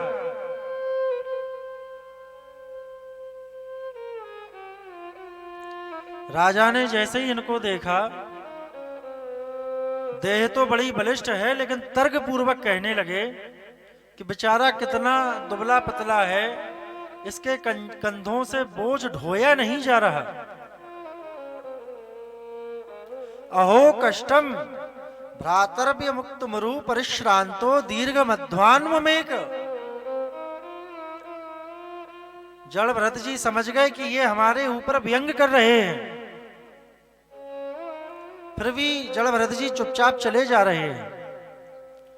जैसे ही कोई चींटी या जमीन पर रेंगने वाला कीड़ा दृष्टि पर आया, पुनः उछल गए। अब तो राजा का क्रोध बढ़ गया। प्रमतस्य चते करोमि चिकित्साम दंड पांडरिभी। अरे मतवाले मूर्ख, तुम जानबूझ करके ऐसा कर रहे हो ताकि मैं तुम्हें भार से मुक्त कर दूं।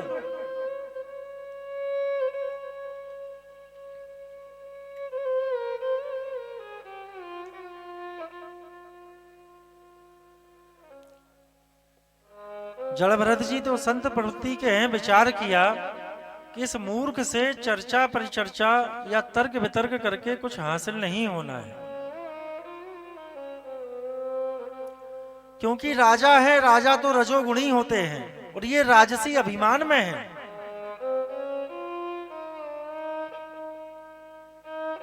लेकिन ये जा रहे हैं एक संत महात्मा के पास सत्संग की कामना से, और सत्संग की कामना से अगर कोई जा रहा है और अगर ये मेरा अपमान करेंगे तो इनको नरक की प्राप्ति होगी। इसलिए करुणा का उदय जलभरत जी के हृदय में हुआ और राजा रहुगण को नरक की प्राप्ति ना हो, इसलिए जलभरत जी कहते हैं, त्वयोदितम व्यक्त प्रलब्धम।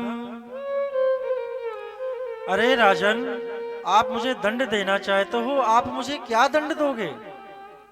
क्योंकि ना तो मैं पतला हूं ना मैं मोटा हूं, ना मैं पैदा होता हूं ना मैं मरता हूं। क्योंकि पैदा होना, मरना, मोटा होना, पतला होना, ये तो इस शरीर के धर्म हैं, इस देह के धर्म हैं, और ये शरीर नश्वर है। लेकिन मेरी आत्मा में ऐसा कोई भी द्वंद्व घटित नहीं होता। जायते अस्ति विपरिणमते वर्धते प अपीक्षयते विनश्यति। शरीर की जो क्रियाएं हैं वह देह में होती हैं, आत्मा में नहीं होती हैं। अरे आप किसी को मारेंगे तो हाथ से मारेंगे,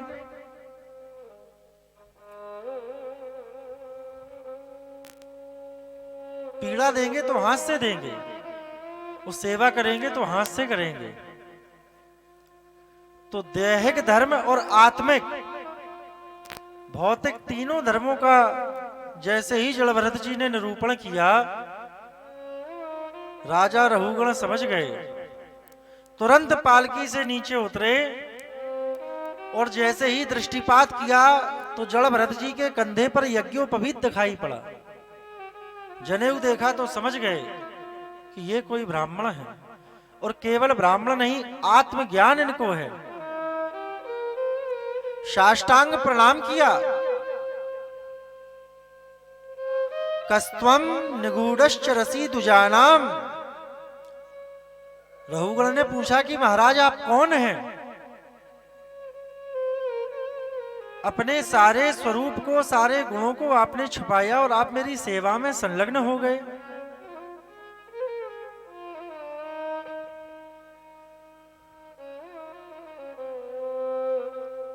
क्योंकि राजा रहुगण प्रार्थना इसलिए कर रहा है, राजा रहुगण जानता है कि ब्राह्मण से, संत महात्माओं से अथवा भगवान के भक्त से चाहे कोई भी क्यों ना हो, अगर वो दुर्व्यवहार करेगा तो उसकी दुर्गति होना सुनिश्चित है। इस प्रकार से दोनों का संवाद हो रहा है। रहुगण कहता है कि हे ब्राह्मण देवता, जब इस शरीर का कुछ ऐसा औचित्य है ही नहीं, तो इस शरीर से किए हुए पाप कर्मों से हमें शुभाशुभ फल की प्राप्ति क्यों होती है? क्योंकि देह से जब पाप करते हैं तो यातना देह प्राप्त होती है, और कोई पीड़ा देता है तो पीड़ा तो सर्वथा सभी को प्राप्त होती है।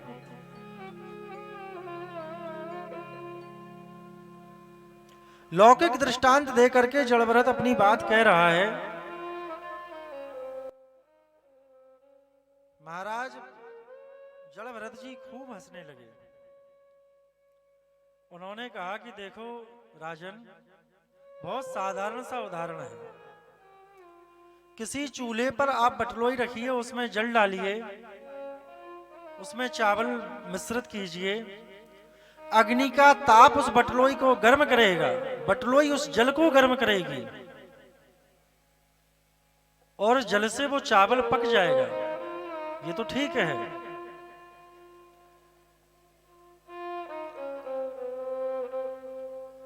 सुख और दुख जो हैं वो आत्मा को कभी प्रभावित नहीं करते। आत्मा को कोई द्वंद्व भी प्रभावित नहीं करता। ये बात तुमने बिल्कुल ठीक कही है। लेकिन राजन, तुमने जो दृष्टांत दिया है वो सावयव पदार्थों के दृष्टांत हैं। जल है, बटलोई है, आग है, ये सब सावयव हैं। इन्हें देखा जा सकता है, इन्हें छुआ भी जा सकता है और वस्तु शक्ति कभी ज्ञान की अपेक्षा नहीं रखती। आपको ज्ञान ना भी हो तब भी आग का स्पर्श करेंगे तो आप जल जाएंगे, चूंकि इनका एक स्वरूप है। लेकिन आत्मा जो है, आत्मा का राजन कोई स्वरूप नहीं है। देह का तो स्वरूप है, देह दिख रही है, आत्मा क्या दिख रही है? आत्मा सब में अदृश्य रूप से परमात्मा और आत्मा दोनों विद्यमान है, लेकिन दृष्टिगत नहीं है, दिखाई नहीं दे रहे। आत्मा जो है वो आकाश की भांति निर्वयव तत्व है। नैनम छिन्दन्त शस्त्राणि नैनम दहति पावकः ना चैनम क्लेद्यन्तापो नाशोष्यति मारुता।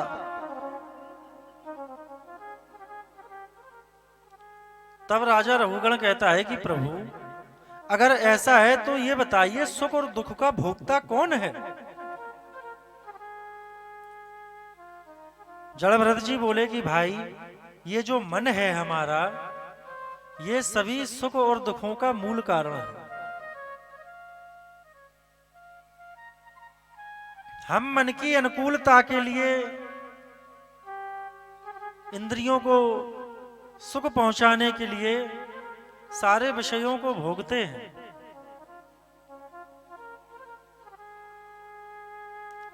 मन जब चाहता है कि किसी से अतिशय प्रेम करें तो हम प्रेम बंधन में बंध जाते हैं। मन हमारा किसी के दुराचरण से दुखी होता है तो हम उसको दंडित करना चाहते हैं, यह भी मन की इच्छा है। और अंत में इस प्रकार से आत्म तत्व का उपदेश देकर के भवाटवी का बड़ा अद्भुत वर्णन श्री जलभरत जी महाराज ने किया और कहा कि राजन, इस माया जाल से, इस संसार सागर से, इस भवाटवी से केवल सर्वसमर्थ सदगुरु ही हैं जो हमें बाहर निकाल सकते हैं, क्योंकि आत्मज्ञान सदगुरु के द्वारा ही प्राप्त होता है। रघुगण प्रमुदित हो गया और कहने लगा कि प्रभु, आज तो मेरा कल्याण हो गया। चरणों में गिर करके कहता है कि प्रभु, आपके जो वचन हैं वो तो बिल्कुल अमृत के जैसे हैं। रघुगण तद तपसाम नयेति,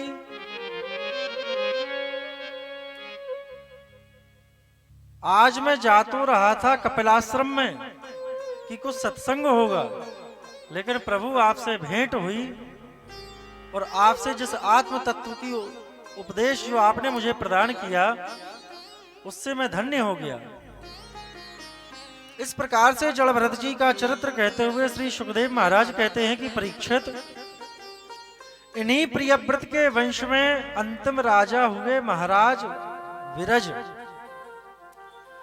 जिस प्रकार समस्त देवताओं की शोभा भगवान विष्णु की आभा प्रभा जैसी है, उसी प्रकार से प्रिय वंश में उत्पन्न राजा विरज ने अपने स्वयस से अपने वंश को विभूषित किया। अब परीक्षित ने प्रश्न किया कि हे गुरुदेव, कृपा करके जरा हमें खगोल और भूगोल का भी तो बताइए।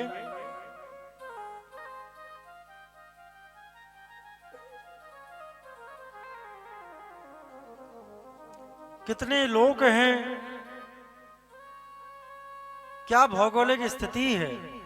सुखदेव महाराज कहते हैं कि राजन, इस भूमंडल पर जम्बूद्वीप आदि 7 द्वीप हैं और 7 द्वीप एक एक समुद्र से आवृत हैं। जम्बूद्वीप के कमल कर्णिका की भांति 9 खंड हैं। इलावरत, क्योंपुरुष, रम्य, हरिनवन, केतुमाल, हरिवर्ष, उत्तर क्रमु, भद्राश्व और अजनाब, ये 9 खंड हैं। अजनाब खंड का ही नाम भारतवर्ष है राजन। इस भारत भूमि में भगवान नर और नारायण के रूप में बद्री विशाल में विराजमान हैं। देवर्षि नारद जी के साथ समस्त भारतीय उन्हीं की आराधना करते हैं। भारत भूमि कर्म की भूमि है, साथ ही अन्य जितने भी भोग हैं सभी भोगों की भूमि भी भारत भूमि है। भगवान जितने भी प्रकार के अवतार लेते हैं वो सब भारत भूमि पर ही लेते हैं।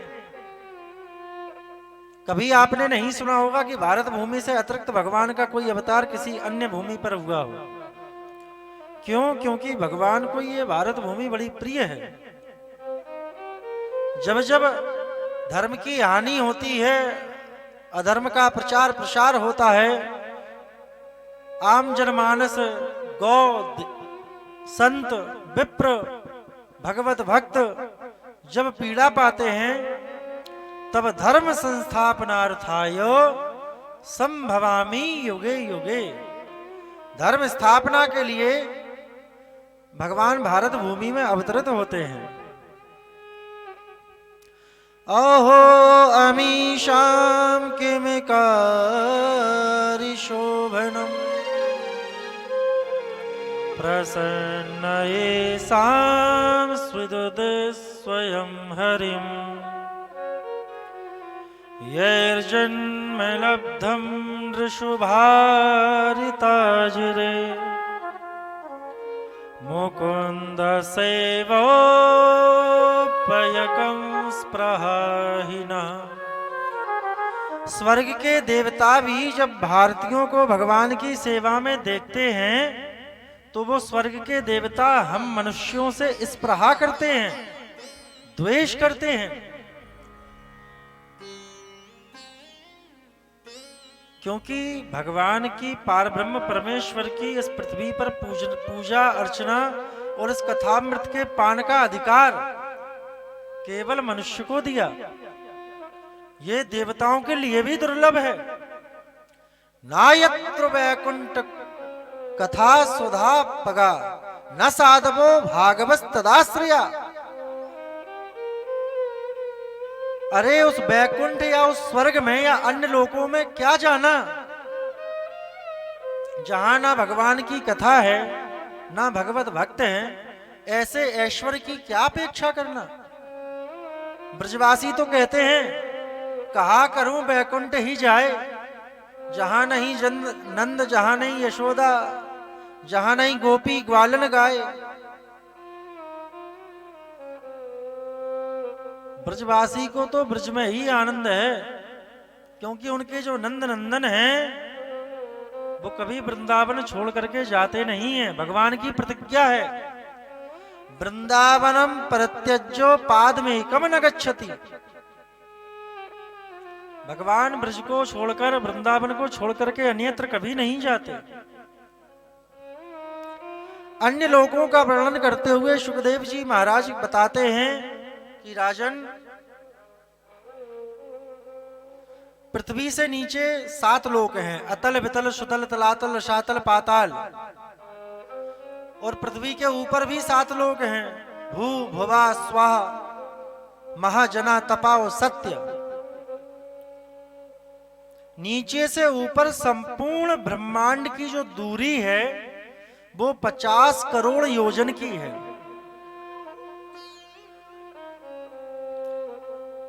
आगे सुखदेव जी भगवान परीक्षित के प्रश्न पर नरकों का वर्णन करते हैं। महाराज परीक्षित कहते हैं कि गुरुदेव, सुना है पाप कर्म करने के कारण प्राणियों को नरक की यातना भोगनी पड़ती है। आपने बताया कि नीचे 7 लोक हैं, ऊपर 7 लोक हैं, तब फिर ये नरक कहां है और ये नरक कितने हैं? तब श्री सुखदेव भगवान कहते हैं कि राजन, पृथ्वी से 99,000 योजन नीचे यमराज की यमपुरी है, और इस यमपुरी में ही संयमनीपुरी है। तब श्री सुखदेव भगवान महानरकों का वर्णन करते हैं। तामिस्र, अंधतामिस्र, रौरव, महारौरव, कुंभिपात, कालसूत्र, असप्यवन, सूकरमुख, अंधमुख, कुयोद, क्रमिवन, संतदंस, लालावक्ष, प्राणयोद, बैतरणी महानरकों का वर्णन करते हैं।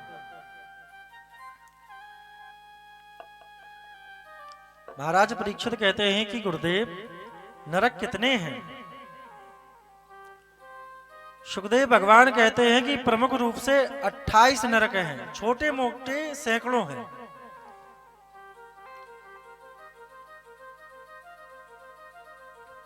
तो गुरुदेव ये बताइए कि किस पाप कर्म के कारण किस नरक की प्राप्ति होती है? तब विस्तार पूर्वक श्री सुखदेव भगवान वर्णन करते हैं।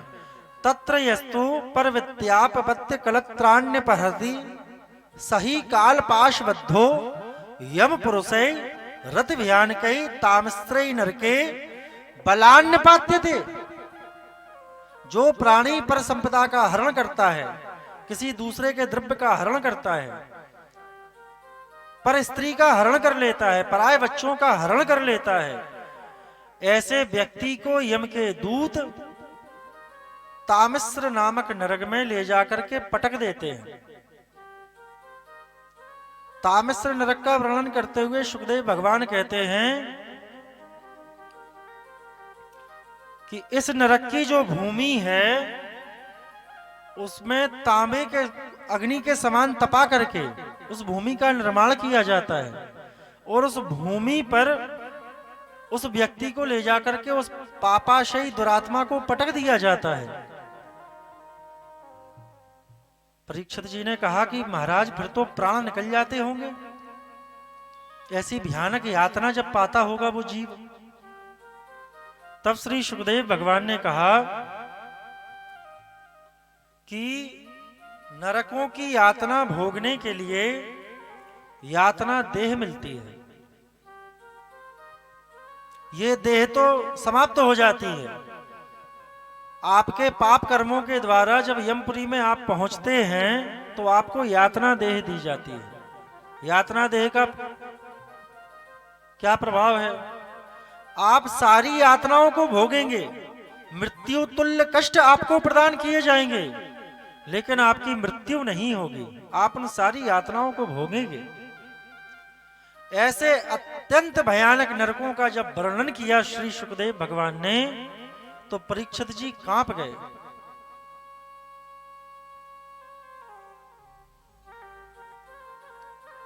जैसे ही महाराज परीक्षित को भयाक्रांत देखा श्री सुखदेव भगवान ने, तो कहा कि राजन, ऐसा नहीं है कि नरकों की यातना भोगनी ही पड़ती है।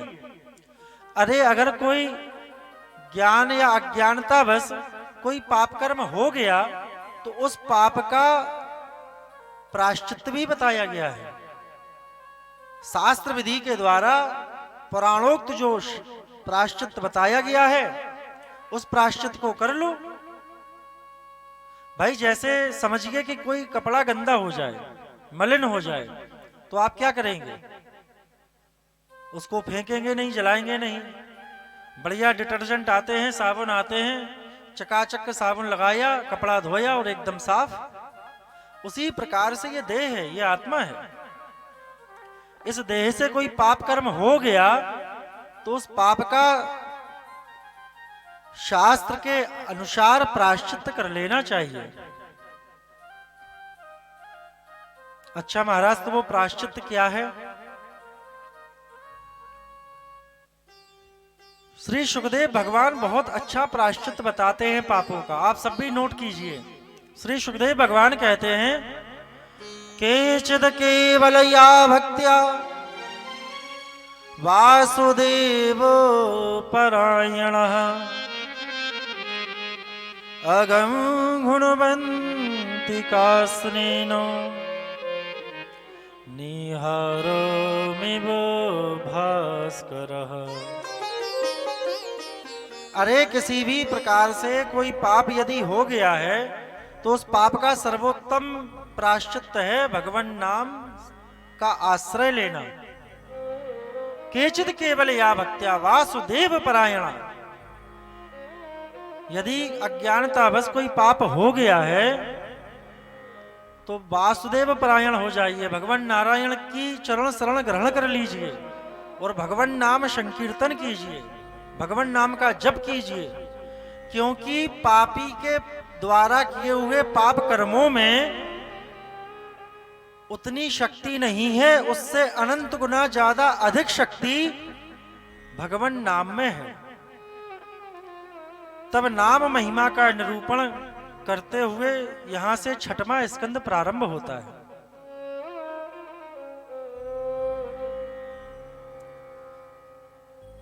श्री परीक्षित जी कहते हैं कि गुरुदेव, इसका क्या कोई प्रमाण है? क्या भगवान नाम लेने भर से किसी जीव का उद्धार हुआ है अथवा उसके पापों का विमोचन हुआ है? श्री सुखदेव भगवान कहते हैं कि अवश्यमेव। मैं तुम्हें एक प्राचीन इतिहास सुनाता हूं। इतिहास का अर्थ क्या होता है? इति माने ऐसा, हा माने हुआ है, आस माने निश्चित रूप से, ऐसा निश्चित रूप से हुआ है। तब नाम महिमा का निरूपण करते हुए 6वां स्कंद आरंभ होता है और 6वें स्कंद का नाम है पोषण। पोषणस्तद अनुग्रह। भगवान अपने भक्तों का पोषण करते हैं, लेकिन कैसे? अनुग्रह पूर्वक।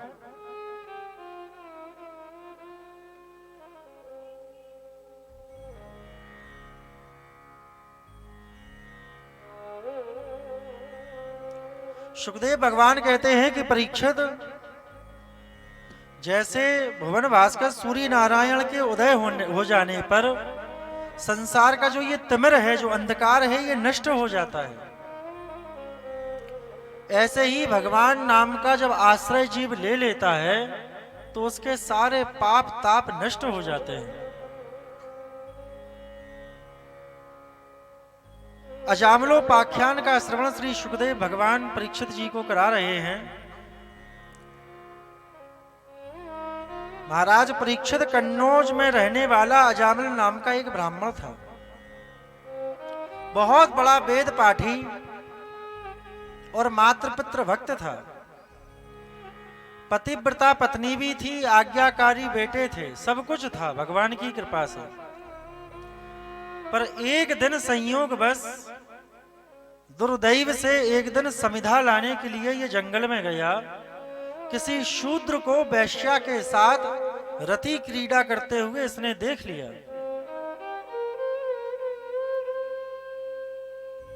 उस दोष का दर्शन करने से इसकी आत्मा मलिन हो गई।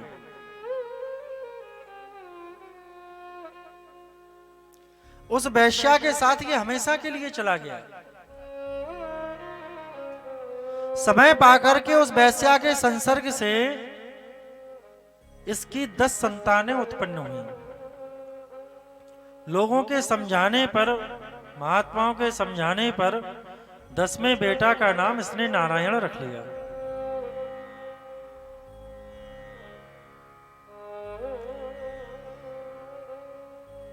और एक बार जब मृत्यु का क्षण इसके जीवन में आया तो काले काले यम के दूत आए।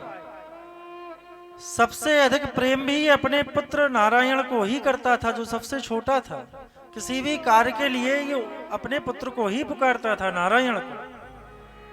काले काले यम के दूत जब मृत्यु के समय इसको लेने के लिए आए तो भयाक्रांत होकर के जोर जोर से इसने चिल्लाना प्रारंभ कर दिया, बेटा नारायण बचाओ, नारायण बचाओ, नारायण बचाओ। बेटा शब्द तो नहीं, लेकिन नारायण शब्द जैसे ही भगवान के पार्षदों के कान में पड़ा कि नारायण बचाओ, नारायण बचाओ, नारायण आओ, दूरे क्रीडन का सक्तम पुत्रम नारायणाभयम। पूरे बल के साथ जब इसने नारायण नारायण पुकारा तो तत्काल उसी क्षण भगवान के पार्षद वहां प्रकट हो गए और यम के दूतों को धक्का मार करके भगा दिया। यम के दूतों ने कहा कि आप कौन हैं और ये चमकीले चमकीले वस्त्रों में कहां से आए हैं? विष्णु दूतों ने कहा कि तुम बताओ, तुम कहां से आए हो काले कलूटे? तब यम के दूत कहते हैं कि हम यमराज की आज्ञा का पालन करने आए हैं, इसके मृत्यु का समय आ गया है, पापियों को पकड़ना ही हमारा काम है और ये पाप परायण व्यक्ति है।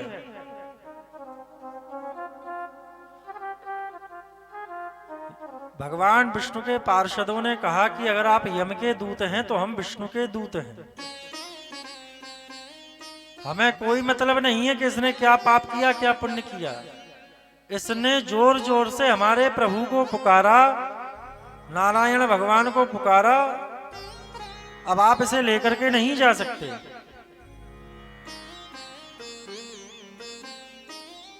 झगड़ा होने लगा यम के दूतों में और भगवान विष्णु के पार्षदों में।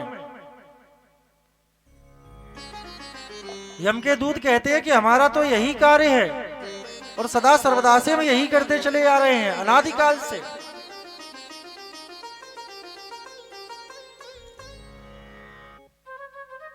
भगवान विष्णु के पार्षद बोले कि भैया ये बताओ, आपके यमराज कब से हैं? आपके यमराज पहले आए हैं या भगवान नारायण पहले आए हैं?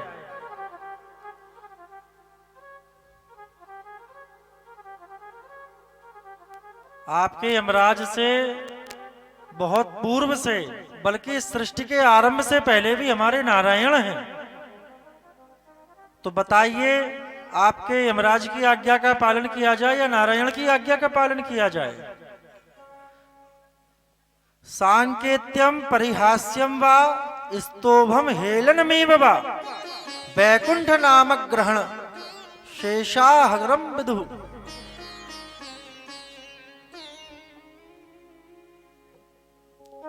तो ये भगवान नाम की महिमा है। अत्यंत पाप परायण वो व्यक्ति जिसे ये पता भी नहीं था कि हम भगवान का नाम ले रहे हैं, कदाचित उसने केवल इसी भाव से पुकारा कि मैं अपने बेटे को पुकार रहा हूं, लेकिन जानकर या अनजाने में, चाहे अज्ञानतावश, चाहे आलस पूर्वक, चाहे प्रमाद पूर्वक, कैसे भी भगवान का नाम लिया जाए, भगवान तत्क्षण उस जीव पर कृपा करते हैं।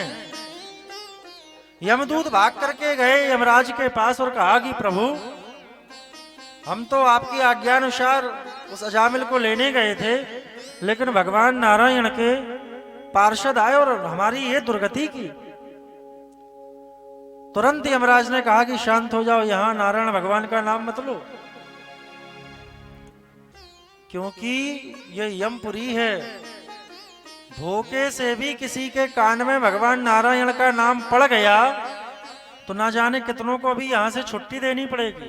मरे तहु जासे नाम मोखियावा, मरे तहु जासे नाम मोखियावा, मरे तहु जासे नाम मोखियावा,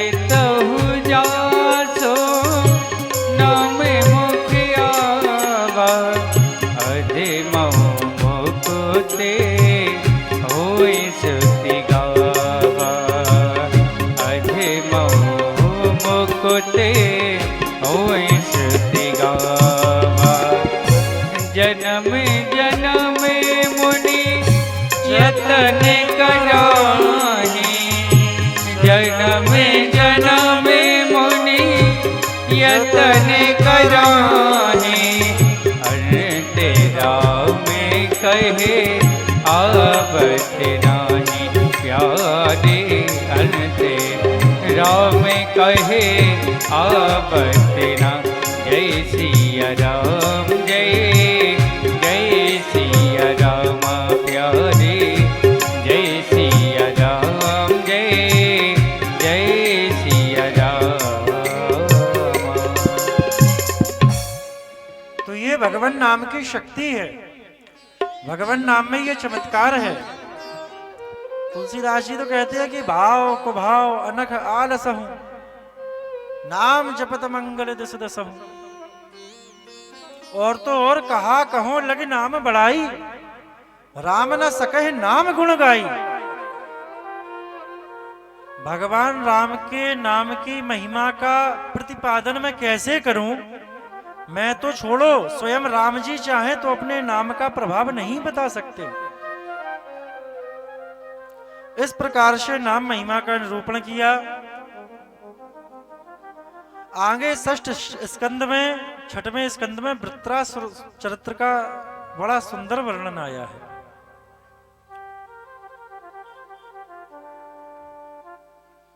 विश्वरूप ने देवताओं की शक्ति बढ़ाने के लिए एक बड़ा भारी यज्ञ किया। जोर जोर से नाम तो देवताओं का लेकर के आहुति देते और धीरे से दैत्यों के लिए भी आहुति डाल देते, क्योंकि दैत्य इनके मामा जी लगते थे। इंद्र को क्रोध आ गया कि लगा कि गुरुजी कुछ गड़बड़ी कर रहे हैं। तो विश्वरूप के 3 सिर थे। इंद्र ने तलवार उठाई और गुरुजी के तीनों सिरों को काट दिया। इंद्र को ब्रह्म हत्या लगी। ब्रह्म हत्या को 3 भागों में विभक्त किया। ब्रह्म हत्या को 3 भागों में बांट करके इंद्र के तो प्राण बच गए, परंतु त्वष्टा को क्रोध आ गया कि मेरे पुत्र विश्वरूप को पहले तो इसने गुरु बनाया, गुरु बना करके नारायण कवच का ज्ञान प्राप्त किया और फिर अपनी कार्य सिद्धि प्राप्त हो गई, तो इसने विश्वरूप की ही हत्या कर दी। इंद्र शत्रो विवर्धस्वम माम चिरम जहि विद्विषम। तब इंद्र को मारने की भावना से बड़ा भारी यज्ञ तुष्टा मुनि ने किया, परंतु यज्ञ में जो मंत्र बोले जा रहे थे, किसी मंत्र में कोई त्रुटि हो गई, जिसके फल स्वरूप यज्ञ कुंड से वृत्रासुर नामक एक बड़ा भारी दैत्य उत्पन्न हो गया। त्वष्टा से इंद्रवत का आदेश पाकर के वृत्रासुर चल पड़ा। वृत्रासुर का भीम काय ये देह देख करके देवताओं में हड़कंप मच गया।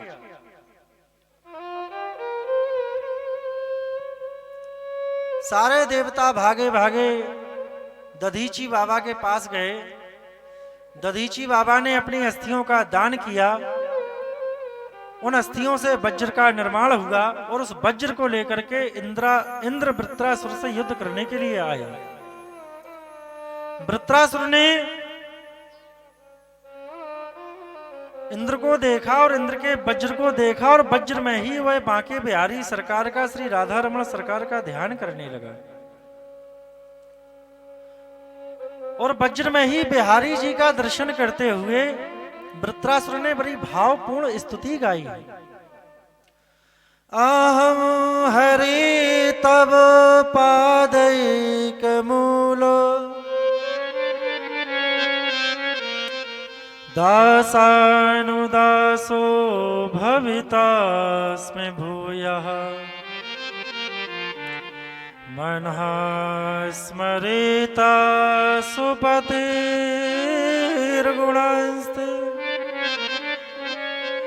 गृणीत वाक्कर्म करो तु कायः न नाकपृष्ठं न च पारमेष्ठं न सार्वभौमं न रसाधिपत्यं न योगसिद्धिर् न पुनर्भवं वा समञ्जसत्वा विरहैयकाङ्क्षे अजातपक्षा इव मातरं खगः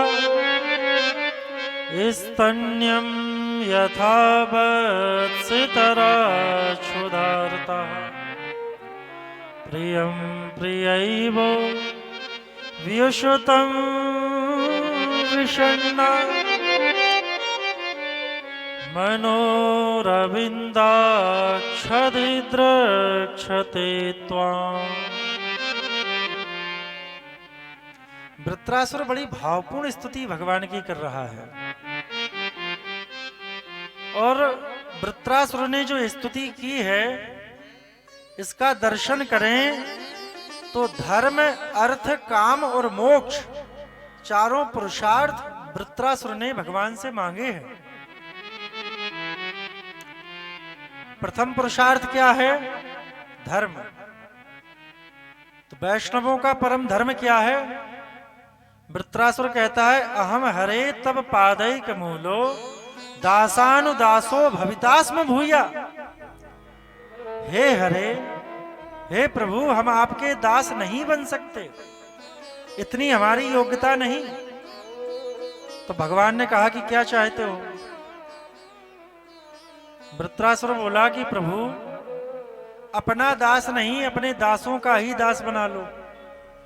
आपके जो भक्तगण हैं, आपके जो दास हैं, यदि हम आपके दासों के भी दास बन जाए तो हमारा कल्याण हो जाएगा। वैष्णव का, भक्त का ये परम धर्म है कि दासानुदास बन करके रहे, अपने को बहुत छोटा माने। तृणादपि सुनीचेन तरोरपि सहिष्णुना। कितना छोटा बन करके रहें? राई के 20 हिस्सा तापुन करिए 20 ताते नन्ने वैरहों तब मिले हैं जगदीश। राई का दाना देखा है कितना छोटा होता है? उस राई के दाने का 20वां टुकड़ा करो, फिर उस 20वें टुकड़े का फिर 20वां टुकड़ा करो, उससे भी छोटे बन करके अगर रहोगे तब गोविंद की कृपा प्राप्त होगी। आजकल लोग बड़ा बनना चाहते हैं, माननीय सम्माननीय बनना चाहते हैं, लेकिन वृत्रासुर क्या मांग रहा है? दासानुदास। प्रभु हम बिल्कुल छोटे बन करके रहें, आपके जो सेवक हैं, आपके जो दास हैं, हम उनका दास बन करके रहें। तो ये तो हुआ धर्म। अब दूसरा पुरुषार्थ क्या है? अर्थ। तो अर्थ क्या है? अर्थ में वृत्रासुर कहता है ननाक पृष्ठम न चपारमेष्ठम न सार्वभौमम न रसाधिपत्यम न योग सिद्धिर न पुनर्भवम वा समंजसत्वा विरहय्य कांक्षे। हे गोविंद, मुझे त्रैलोक्य की कोई संपदा नहीं चाहिए, कोई वैभव नहीं, कोई यश नहीं, कोई कीर्ति नहीं, कोई ऐश्वर्य नहीं, अपितु बोले मैं केवल समंजसत्वा विरहय्य कांक्षे, आपकी यादों में खोया रहूं प्रभु, आपका नाम लेता रहूं, आपके नाम का ही धन, केवल वो धन चाहता हूं, वही मेरा अर्थ है। तुलसीदास जी महाराज भी तो कहते हैं अर्थ न धर्म न काम रुचि गति न चाहूं निर्वाण जन्म जन्म रति राम पद। तो जन्म जन्म रति राम पद, धन केवल यही चाहिए कि प्रभु आपके चरणों से प्रेम बना रहे। कामना क्या है? तीसरा पुरुषार्थ होता है काम। तीसरा पुरुषार्थ है काम। धर्म और अर्थ तो हो गए, काम। काम क्या है?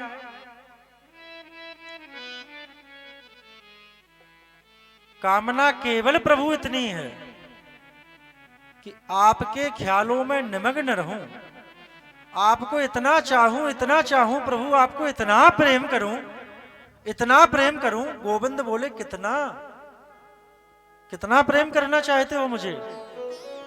तब दृष्टांत देते हुए वृत्रासुर कहता है कि अजात पक्षा, जैसे पंख रहित पक्षी घोंसले में पड़ा पड़ा अपनी मां का चिंतन करता है। भगवान बोले ये कुछ समझ में नहीं आया, ये भय का भजन है। घोंसले में अकेला पड़ा हुआ है, कहीं कोई बड़ा पक्षी आकर के मार ना दे, इस कारण से वो भजन कर रहा है। तब वृत्रासुर दूसरा दृष्टांत देता है, स्तन्यम यथा वत्स तराछुदारता, जैसे कोई बछड़ा प्रतिपल या कोई बच्चा जो जन्म लेता है वो प्रतिपल अपनी मां का चिंतन करता है। भगवान बोले ये दृष्टांत भी कुछ ठीक तरीके से जमा नहीं, क्योंकि जो भजन है या जो चिंतन है वो केवल भूख के लिए है।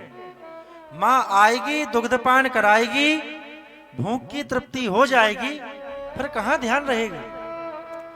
तब तीसरा दृष्टांत देते हुए वृत्रासुर कहता है, प्रियम प्रियैव विशुतम विषण्ण मनोरविंदाक्ष दिदृक्षते त्वाम।